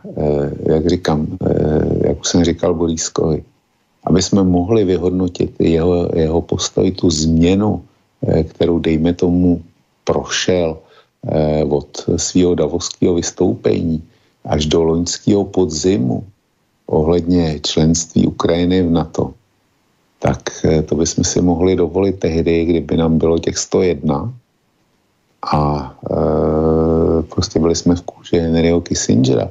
A já si pamatuju, jakou mediální sprchu, jak všechny možný hnojomety se na něj namířily a Henry Kissinger to schytával od všech těch, kteří ho dneska velebí. Já tu potřebu vytáhnout ten hnojomet dneska nemám. A tvrdím, že kdyby Henry Kissinger zodpovídal za americkou zahraniční politiku od roku 2014 do dneška, tak by žádná válka na Ukrajině nebyla. Tak by se prostě dohodl. Já jsem si dokonce jistý tím, že vztahy mezi Spojenými státy a Ruskem by byly na super úrovni, kdyby asi byly nejlepší v historii s výjimkou druhé světové války. Protože Henry Kissinger dokázal kdysi vidět to, že je potřeba odloudit k porážce Sovětského svazu Čínu ze sovětského vlivu. Tak dneska by rozhodně a několikrát to napsal a řekl i v poslední době, že to poslední, co si Amerika může přát, je přimknutí se Ruska k Číně. A naopak by se pokusil to udělat přesně opačně. Takže já Henryho Kissingera hodnotím podle toho, co dokázal a u mě je to těch pozitiv víc než u Winstona Churchilla. Příklad. Ďalej píše Marek, mám pripomienku k tomu, čo podal Vlk, že Stalin si vybral hladomor pre svojich ľudí, ale v konečnom dôsledku zachránil svet. S týmto si dovolím polemizovať. V roku 2022 vyšla v češtine kniha ruského historika Borisa Sokolova Sovietský svaz ve druhé svetové válce, Pravda a mýty. V nej autor špekuluje, ako by sa druhá svetová vojna vyvíjala, keby sa niektoré udalosti neodohrali, poprípadne odohrali inak. Okrem iného uvádza, že keby Sovietsky zväz aj padol, Američania by v roku 1946 mali dostatok jadrových bomb, s ktorými by Nemecko zničili, takže Nemecko by vojnu nevyhralo. Po vojne by vraj vedúcimi európskymi mocnosťami boli Francúzsko a Taliansko. Tých špekulácií a scenárov alternatívnej histórie je v knihe ešte niekoľko, ale toto ma zaujalo asi najviac. Sovietsky zväz by po svojej porážke bol degradovaný na úroveň Číny, ktorá síce taktiež patrila k víťazom vo vojne, ale nezohrávala prakticky žiadnu úlohu pri následnom delení sfér vplyvu.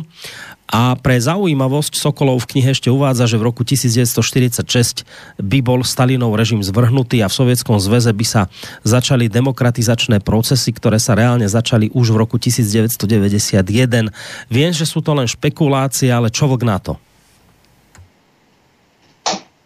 Tak já si nejsem jistý, jestli by Spojené státy za prvé měli v roce 1946 dostatek jaderných bomb. Pak si nejsem jistý tím, jestli by Spojené státy dokázali bez Sovětského svazu při jeho porážce držet Velkou Británii při životě, zejména když museli tvrdě válčit v Pacifiku proti Japonsku. A i kdyby tohle všechno klaplo, tak je otázka, jestli by Spojené státy zaútočili jádrem na Evropu, speciálně na Německo, jaký by byly vedlejší škody v jiných evropských zemích. A je toho víc, nehledě k tomu, že Hitler by určitě po vítězství a přitom, když by viděl, jaký účinek má jaderná bomba, si myslím, že by udělal všechno možný a zejména nemožný proto, aby Německo do roku 1946 jaderné zbraně mělo taky. Jo. Samozřejmě, že by nebyl prostředek, jak zaútočit na Spojené státy, zatímco Spojeným státům by se to dálkovými bombardéry, který měla k dispozici a dejme tomu z Afriky, asi bylo podařilo. Ale Němci, pokud vím, tak měli ve vývoji další raketu typu V. A ta už měla být mezikontinentální. Čili pracujeme s alternativní historií, kdy slyšíme teda představy nikoho, ale proti těm by šlo postavit představy úplně jiný, vycházející z jiných historických hledisek, ale pořád je to jenom spekulace. Co by kdyby. Ja práve to chcem povedať, že ja sa trošku čudujem Marekovi, že ho tento druh literatúry baví, ale to je v poriadku, však na tom nie je nič zlé, keď to čítate, ja to teraz len na seba stiahnem, že ja napríklad takúto knihu by som si nečítal, že čo by bolo bývalo, keby bolo nejako, napíše niekto, kto si myslí, že by to bolo takto, že to je jednak je to akoby, že aký má zmysel čítať niečo, čo by bolo bývalo, keby to bolo asi dopadlo nejako inak, že vtedy by sa možno bývalo stalo toto, že no, dobre, však a ja si myslím, že by sa to nestalo, a čo? Že to je také, no a presne ako napísať, to je špekulácia, no a čo chcete k špekulácii? No špekulácia ostane špekuláciou a k tomu ťažko teraz sa aj Vlkovi podľa mňa nejak vyjadriť. No možno áno, no možno nie, no a čo ďalej? Takže tento druh literatúry by sa u mňa v mojej knižnici, dopredu hovorím, neohrial. Tento druh špekulácií by mňa nejak nevedel natchnúť na to, aby som si to prečítal, ale v poriadku, ako aby to zase Marek nebral v zlom. Ja netvrdím, že je zlé, keď si niečo takéto prečíta. Hovorím len o sebe, že mňa by toto nebavilo. Ideme na ďalší mail. Súhlasím, že Churchill bol odporný, sebecký, rasistický bastard. Ešte za mladá, keď na určitej úrovni velil britským letcom, dával vo veľkom masakrovať Kurdov a neskôr mal na svedomí milióny mŕtvych v Indii, čo je podrobne zdokumentované. On považoval obyvateľov mimo tzv. Západnej civilizácie za odpad a za spotrebný materiál. Tak ako to vnímalo množstvo Britov, preto boli koloniálnou mocnosťou a ovládali veľkú časť sveta a spôsobili smrť desiatok alebo skôr stoviek miliónov nešťastných zotročených obyvateľov v kolónii. Kissinger nebol iný, pre neho bol dôležitý americký a zrejme aj židovský záujem a všetko tomu podriaďoval, inak by nemuselo zomrieť toľko Afgáncov v CIA vyprovokovanej vojne medzi Rusmi a Mudžahedínmi a v ďalších konfliktoch, ktoré bez pričinenia amerických imperialistov nemuseli byť. Dúfam, že všetci takýchto gaunery sa smažia v pekle. Takto to vidí Ľubo a takto to aj napísal do svojho mailu. Já k tomu přičiním krátkou poznámku, ale bude to opakování toho, co už jsem řekl v pátek. Proč bych měl Henrymu Kissingerovi mít za zlý, že hájel americký zájmy? Henry Kissinger byl Američan, byl to americký ministr zahraničí. A já pokládám za naprosto normální, ba dokonce žádoucí, že ministr zahraničí jakéhokoliv státu hájí národní zájmy. To jako my chceme, aby náš ministr zahraničí, míněno Slovenské republiky a České republiky, aby to byli kašpárci, jakože v poslední době většinou jsou klauni, který hájí cizí zájmy.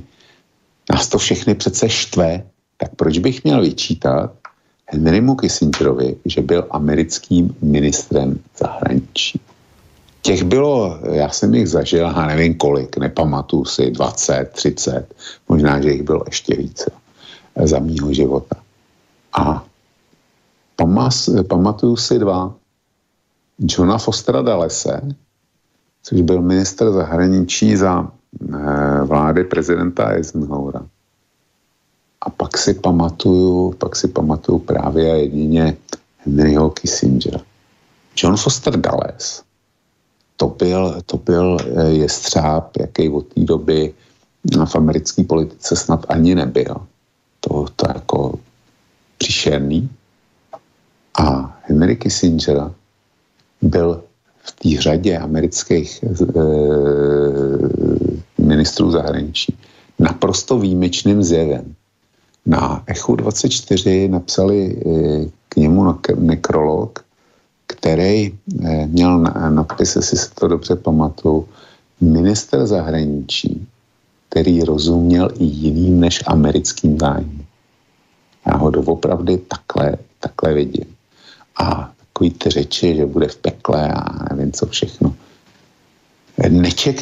Nečekejme od žádného cizího státníka, že bude jednat tak, jak my si představujeme, že by on měl jednat, aby splňoval naše podmínky. K tomu nemám co říct.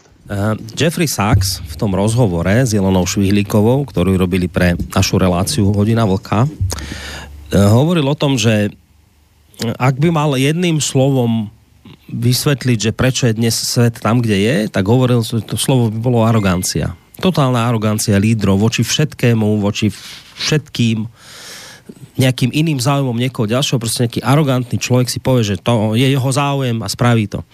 Vieš, podľa mňa je to takto, aj s tým Henrym Kissingerom, však to je dobrá otázka, ktorú kladie, že áno, že však každý správny líder politický má hľadieť na záujmy svojho národa. To je všetko v poriadku a toto my od našich politikov chceme, len podľa mňa vnímajme zároveň to, že existuje nejaká hranica, ktorá je legitímna a ktorú keď prekročíš, tak už sa dopúšťaš zlých vecí. To je niečo podobné, akoby, ja som v minulosti počul taký citát nejak, alebo také niečo, že o Hitlerovi, že až tak mal rád svoj národ, že bol ochotný páchať zlo druhým národom. To by sme mohli povedať o Hitlerovi, že však viete, nakoniec robil všetko v prospech svojho národa. A iste mu o to išlo. Ale prekročil mieru. Mieru toho, kedy ty už tak chceš dobre svojmu národu, ak to tak mám povedať, že už naozaj nehľadíš na tých ostatných. A teraz pozor, ja teraz nechcem ani náhodou Kissingera prirovnať k Hitlerovi. Tuto niekde toho Kissinger neprekročil. A teraz ani nehovorím vôbec ďalej o Kissingerovi, lebo ja ho mám tak ako, že takú rozporuplnú osobnosť, že nevnímam ho ani negatívne, ale zase ani nejak pozitívne by som ho nevnímal. Proste, teraz to nie je o Kissingerovi, čo hovorím, čo chcem povedať. Vieš, napokon, vočko, takto by sme sa mohli pýtať aj pri tej Ukrajine. Však nakoniec, veď my by sme z tohto hľadiska mali povedať, že no nakoniec tá Amerika robí dobre, však tých politikov amerických chápeme, veď oni to robia vo svojom vlastnom záujme. Oslabiť Rusko je v záujme Spojených štátov amerických. Napokon o tom hovoril Rand Corporation. Mimovládka Rand Corporation hovorí, áno, toto je cieľ, ktorý treba dosiahnuť. Oslabiť Rusko. Dokonca Rand Corporation hovorí, my vieme, že tí Rusi s nami chceli jednať, áno, my priznávame, že naozaj Rusi chceli mier a neviem čo všetko, my to neberieme, chápeme, ale náš záujem je tento. Čiže ak my u Kissingera chápeme, že a na jeho podklade hovoríme, že vždy je správne, že to my chceme od našich lídrov, aby presadzovali národný záujem, tak ale ja tvrdím, že v poriadku, áno, ale potiaľ, že je nejaká hranica, ktorú oni musia rešpektovať. A tvrdím napríklad, že, a nebudem hovoriť teraz o Hitlerovi, nech to nie je také, že pes na oko, ale poviem napríklad pri tej Ukrajine, že áno, že Spojené štáty majú svoje vlastné záujmy, to je pochopiteľné, je logické, že ich politici teraz robia všetko preto, aby tie svoje záujmy plnili, ale prekročili nejakú mieru toho, kde už začína to byť nebezpečné pre ostatných.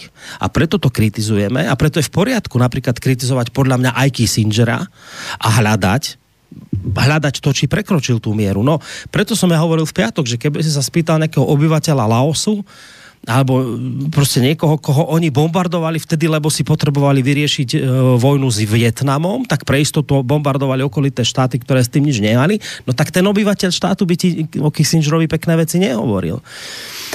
Lebo tam podľa mňa už prekročil mieru toho, čo je normálne a zdravé. Čiže ale vrajím, nech to nie je o Kissingerovi, nech je to o tom, že áno, že obhajoba vlastných národných záujmov, ale do nejakej miery. Po nejakú mieru, kedy už to potom ale nemôžem u toho politika vnímať pozitívne, že veď mu ide o jeho záujem, o záujem jeho krajiny, ak si už prekročil mieru. A to je napríklad to, čo kritizujeme pri Ukrajine. Spojené štáty v ich záujme je oslabiť Rusko. Ja, ak by som bral tento argument, ktorý ty hovoríš aj o Kissingerovi a celkovo, by som potom nesmel kritizovať Spojené štáty, lebo oni naozaj robia všetko vo svojom záujme. A politikov, ktorých vedú. Je mi líto, ale ty si naprosto ignoroval to, co jsem řekl na závěr svého předchozího mluvení, kdy jsem poukázal na titulek Echa 24, který zněl, já ho budu zase parafrázovat. Henry Kissinger byl politik, který viděl i jiné než americké zájmy. Takhle ho zhodnotili a takhle vidím Henryho Kissingera já. Dobré. No počkej. Bavme se o tom, o praktických výsledcích politiky Henryho Kissingera. To bylo ukončení vietnamské války, to bylo aranžmá při Jomkipurské válce, to byly odzbrojovací smlouvy mezi Sovětským svazem a Spojenýma státama, který mimochodem dneska už neplatí, protože Spojený státy vypověděli. Svět za Henryho Kissingera se otevřel, byl daleko méně konfrontační. To byl výsledek politiky Henryho Kissingera, kdy on hájil, a je to prokazatelný, kdy on hájil zájmy Spojených států. Ale protože tyhle dohody všechny podepsal, vyjednal a tak dál, zaranžoval, tak zohlednil i zájmy druhé strany, což od té doby v podstatě žádnej jiný ministr zahraničí Spojených států neprovedl. Čili nechme těch cvičení o tom, že to byl jestřáb a tak dále, že prosazovat zájmy Spojených států je dobrý, ale že jsou i jiný zájmy. Ano, jsou i jiný zájmy, jsou legitimní a zájmy Spojených států nejsou jediný na světě. Ale já říkám, že Henry Kissinger byl přesně ten, který ty americký zájmy uměl nějakým způsobem umírnit, aby se nestaly těžce antagonistickými a konkurenčníma do té míry, že by vedly ke vzniku konfliktu. To byl Henry Kissinger. Proto je to pro mě velký muž. Kdo to dělal po něm líp? Uveď mi jedno jméno a pak se budeme bavit dál. No, ja neviem, kto to po ňom robí lepšie, lebo ja tvrdím, že každá politika Spojených štátov vždy po ňom išla presne v týchto istých šlapajách a tvrdím... Nešla. Právě, že nešla. Kdyby šla v jeho šlapajách, jak říkáš, tak nikdy nemohlo dojít k válce na Ukrajině. Nikdy.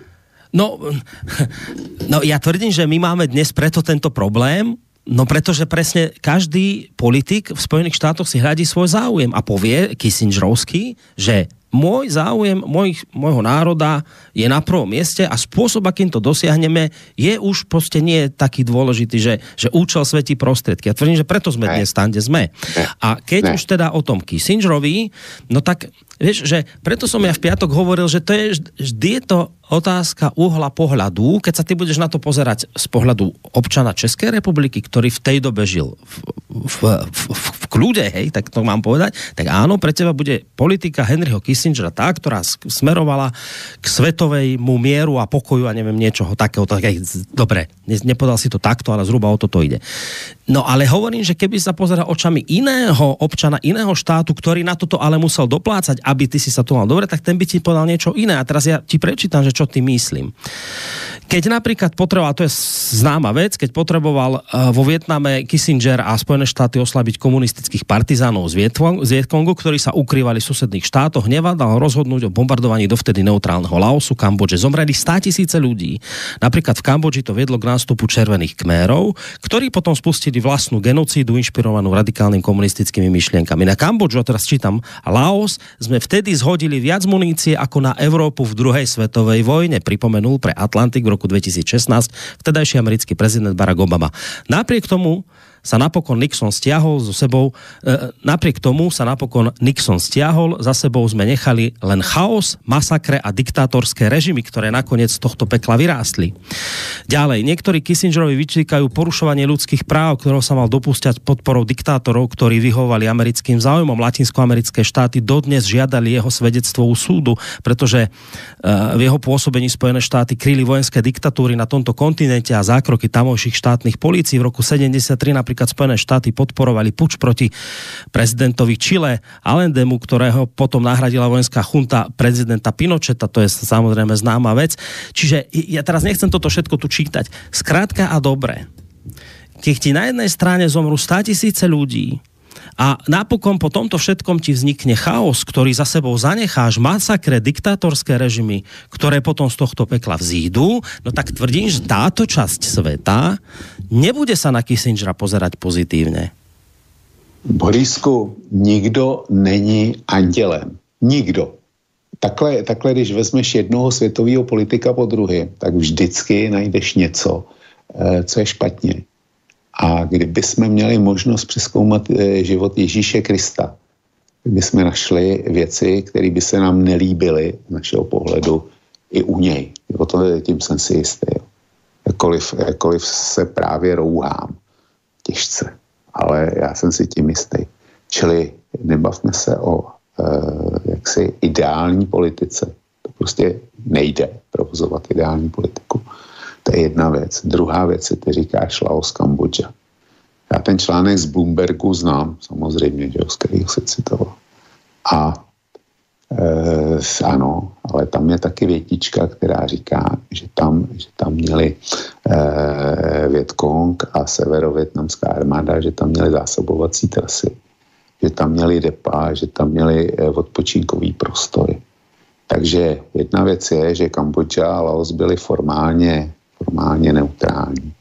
Byť teda Laos, tu situaci si tam dobře pamatuju, tam se vedla válka tehdy a velká občanská válka mezi komunistickou Pathet Lao a mezi jednotkama pro amerického generála Nosavana. Velmi si to pamatuju. Byl jsem v 9. třídě, takže mám na to živý vzpomínky. Dělali jsme nástěnky. Takže si to pamatuju. A Laos sice byl taky formálně neutrální, nicméně Pathet Lao podporovalo Vietkong a podporovalo severní Vietnam. Jak v takovém případě můžeš mluvit o neutralitě?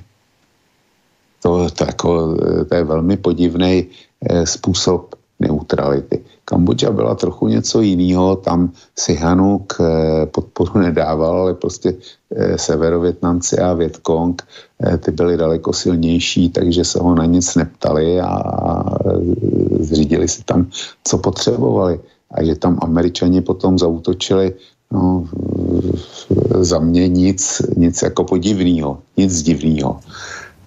Takže pro mě jsou důležitý výsledky. A výsledky z hlediska celého světa.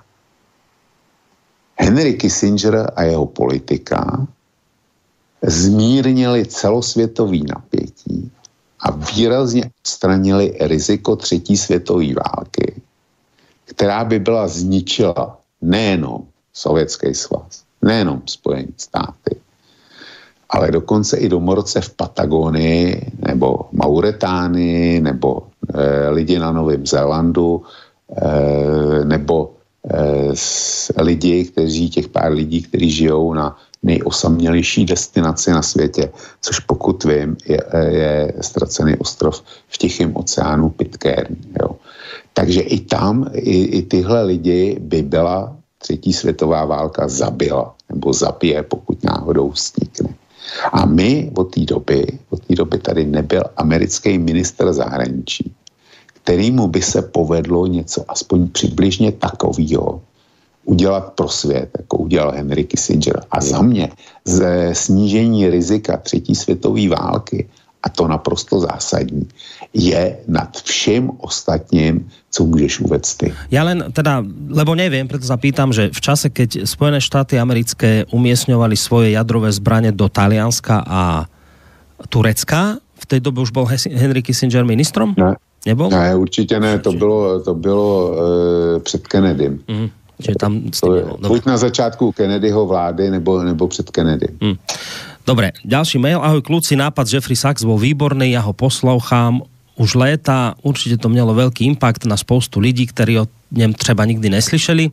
Téma o migraci vždy mne boli u srdce, když si uvedomím, co se děje. Zjednodušene řečeno, na jednej strane říkáte, že migrace startují války a krivdy spôsobené západní civilizací, na druhej strane migrace je obrovská i ze zemí, ktoré ve válce nebyli. Ja si myslím, že masová migrace sa nenastartuje jen tak. My všetci víme, že migrace je podporovaná neziskovkami a propagandou pôsobíci v zemích třetího sveta, ktoré sú podľa mého názoru hlavními kontribútory. Za mne tohle je protistátní činnosť, do ktoré sa zase tak moc neví. V TV vidíte, že Nekonu praskli nervy a niekoho pobodal na ulici, ale to, že neziskovky prevrátili celé systémy nebo státy, šírili propagandu během pandémie, ve válkách a tak dále, o tom sa zase tak moc nemluví. Myslím si, že je na čase si posvítiť na tyto neziskovky a taky média, které v klidu operují, zatímco lidé se tady díky nim, řekněme, dohadují. Bylo by to výborná téma. To, že je možné, že vôbec dovoleno takovým neziskovkám operovať a podporovať destruktívní protistátní činnosť, je jen další důkaz o tom, že si nežijeme v právnych státech, ani v Česku, ani v USA, ani nikde inde. Mám otázku na vašeho budoucího hosta, pokud bude kvalifikovane odpovědět. Jaký si myslíte, že je ve západní spoločnosti poměr mezi normálními pracujícími lidmi a propagandistickým aparátem žijícími z daních těchto pracujících? To je teraz nejaká anglická záležitosť ku koncu. Díky moc, Tomas z Kalifornie napísal. No neviem, rozumieš tomu, tej otázke, Vlčko, tam a celkom tomu mailu? Rozumím té otázce. Je to pro našeho, dejme tomu, potenciálního hosta, pokud ho seženeme. Pracujeme na tom a zatím nevíme, jestli vůbec nějakého mít budeme. Ale čili na tu otázku tomu je ještě moc brzo. A politická neziskovka, to je problém západního světa. Borisku, my dva se nejspíš shodneme na tom, že zkrátka neziskový sektor by měl působit jenom v sektoru, dejme tomu hospice a takováhle ta pomoc, na kterou nezvládá stát. Tady je místo neziskovek. Ale pokud má někdo ambice se míchat do politiky, tak ať do ní vstoupí systémem politických stran, kde se bude odpovídat voličům a svým členům, ale ne někomu. Prostě fungují jako politický lobbysti nejhrubšího zrna. Jo? To jsou politické neziskovky, aspoň pro mě. Ale tématu speciálně neziskovek se přece věnuje docent Marman a to velmi důkladně.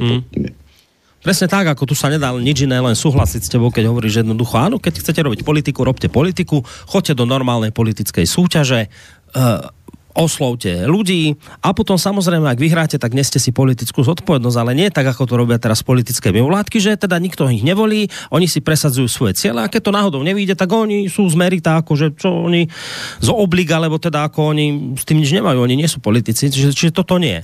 To určite nie. Ale Borisku, víš, kdo byl první politická neziskovka? Ne, kto?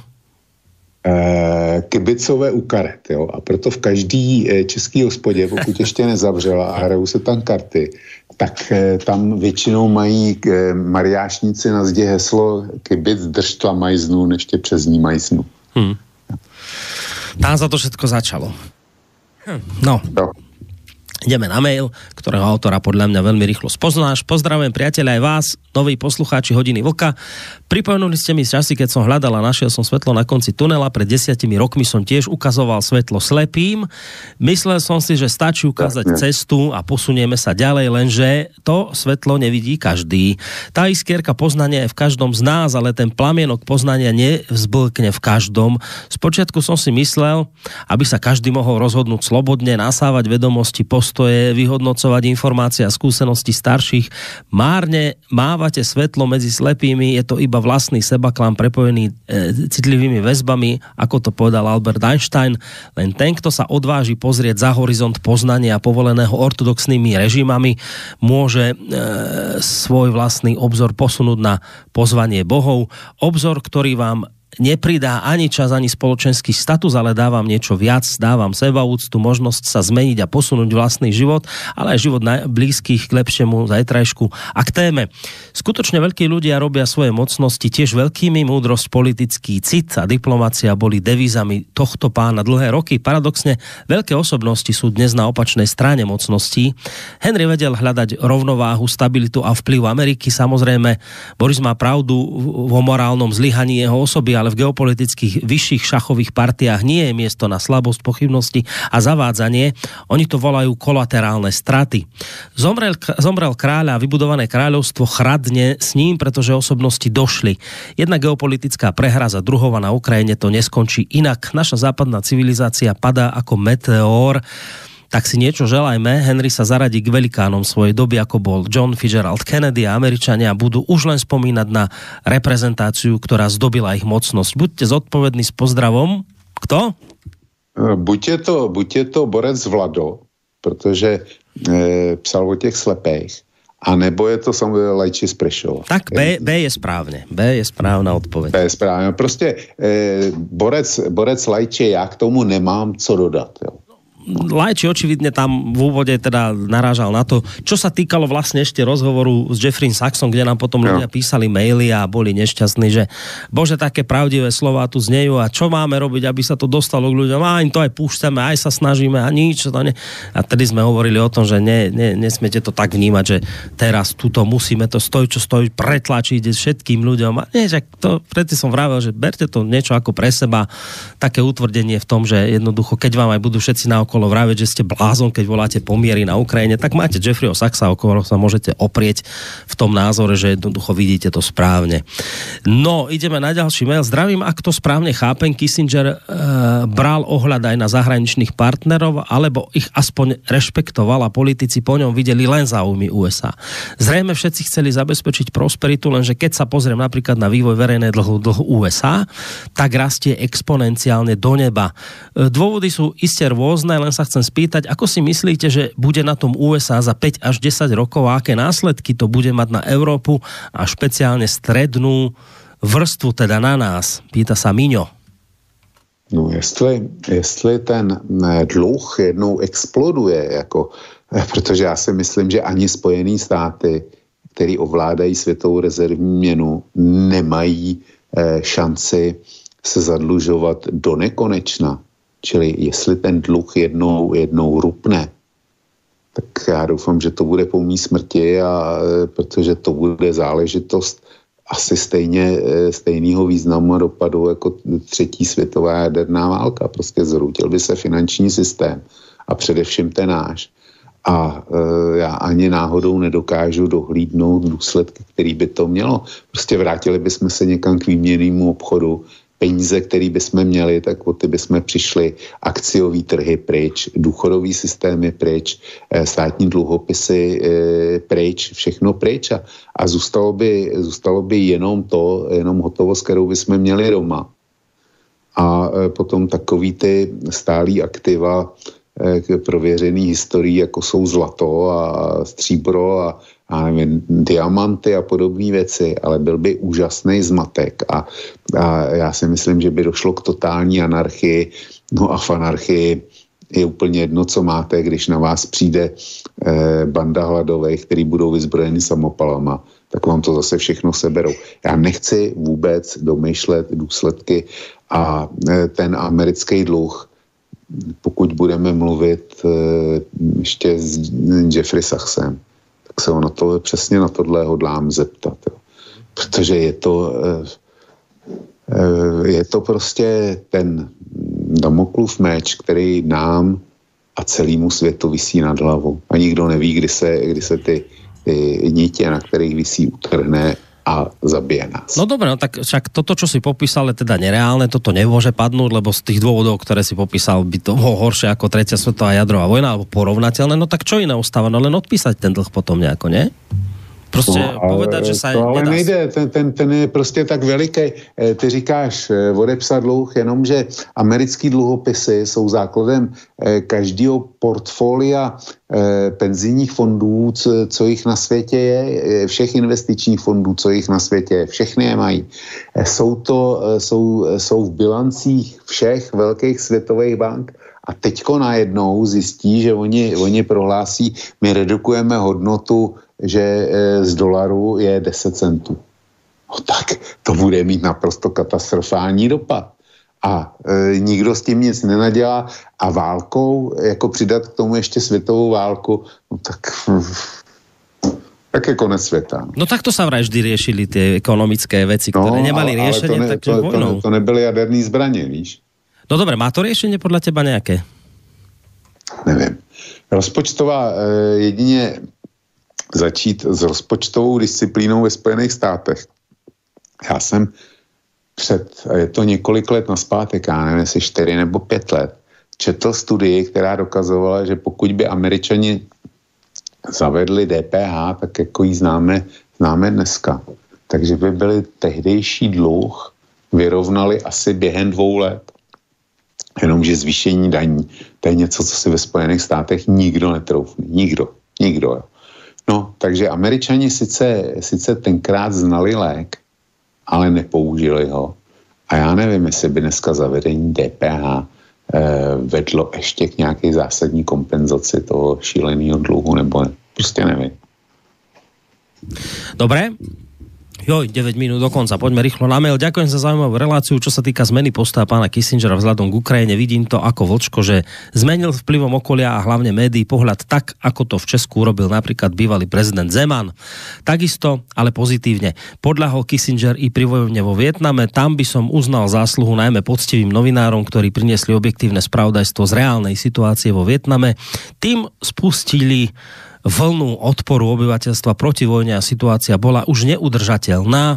Vtedy ešte novinár bolo úctyhodné a užitočné remeslo, veď po tejto skúsenosti sa spravodajské služby USA zariekli, že to bolo naposledy, keď im novinári vstúpili do ich zámerov a skutočne odvedli dôkladnú prácu. Známy je napríklad projekt Mockingbird, začali pracovať jednotky Simic, Psyop a podobne a výsledok vidíme teraz i v našom mainstreame, kde bol poctivý novinár sprivatizovaný korporátom pod taktovkou spravodajských agentúr. Pravda už nie je témou dňa. Z informačných médií, ktoré slúžili ľuďom, sa stali médiá mienkotvorné, manipulatívne, slúžiace záujmom mocných. A tu je jadro nášho problému.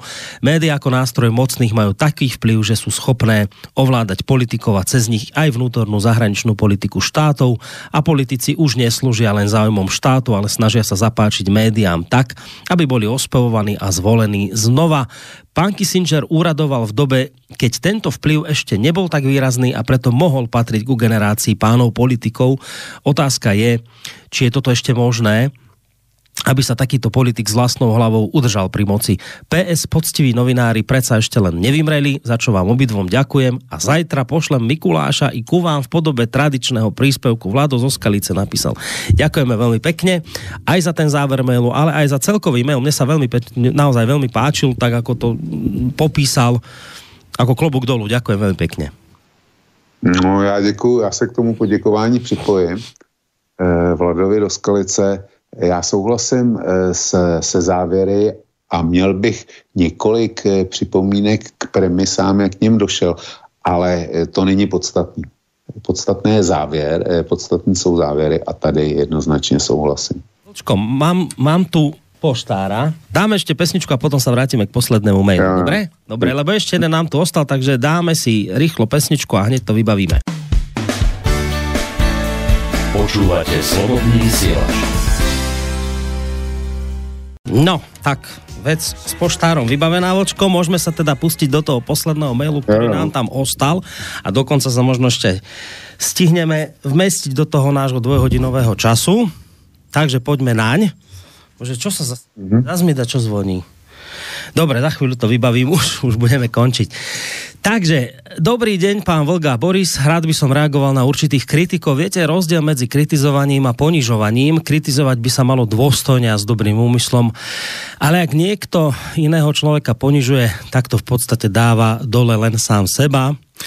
V tom našom západnom svete je dnes bežné ponižovať ľudí a hlavne starších ľudí a práve preto to so západným svetom ide dole vodou. Pokiaľ sme si starších ľudí vážili a preukazovali im úctu, aj tento náš svet vyzeral inak.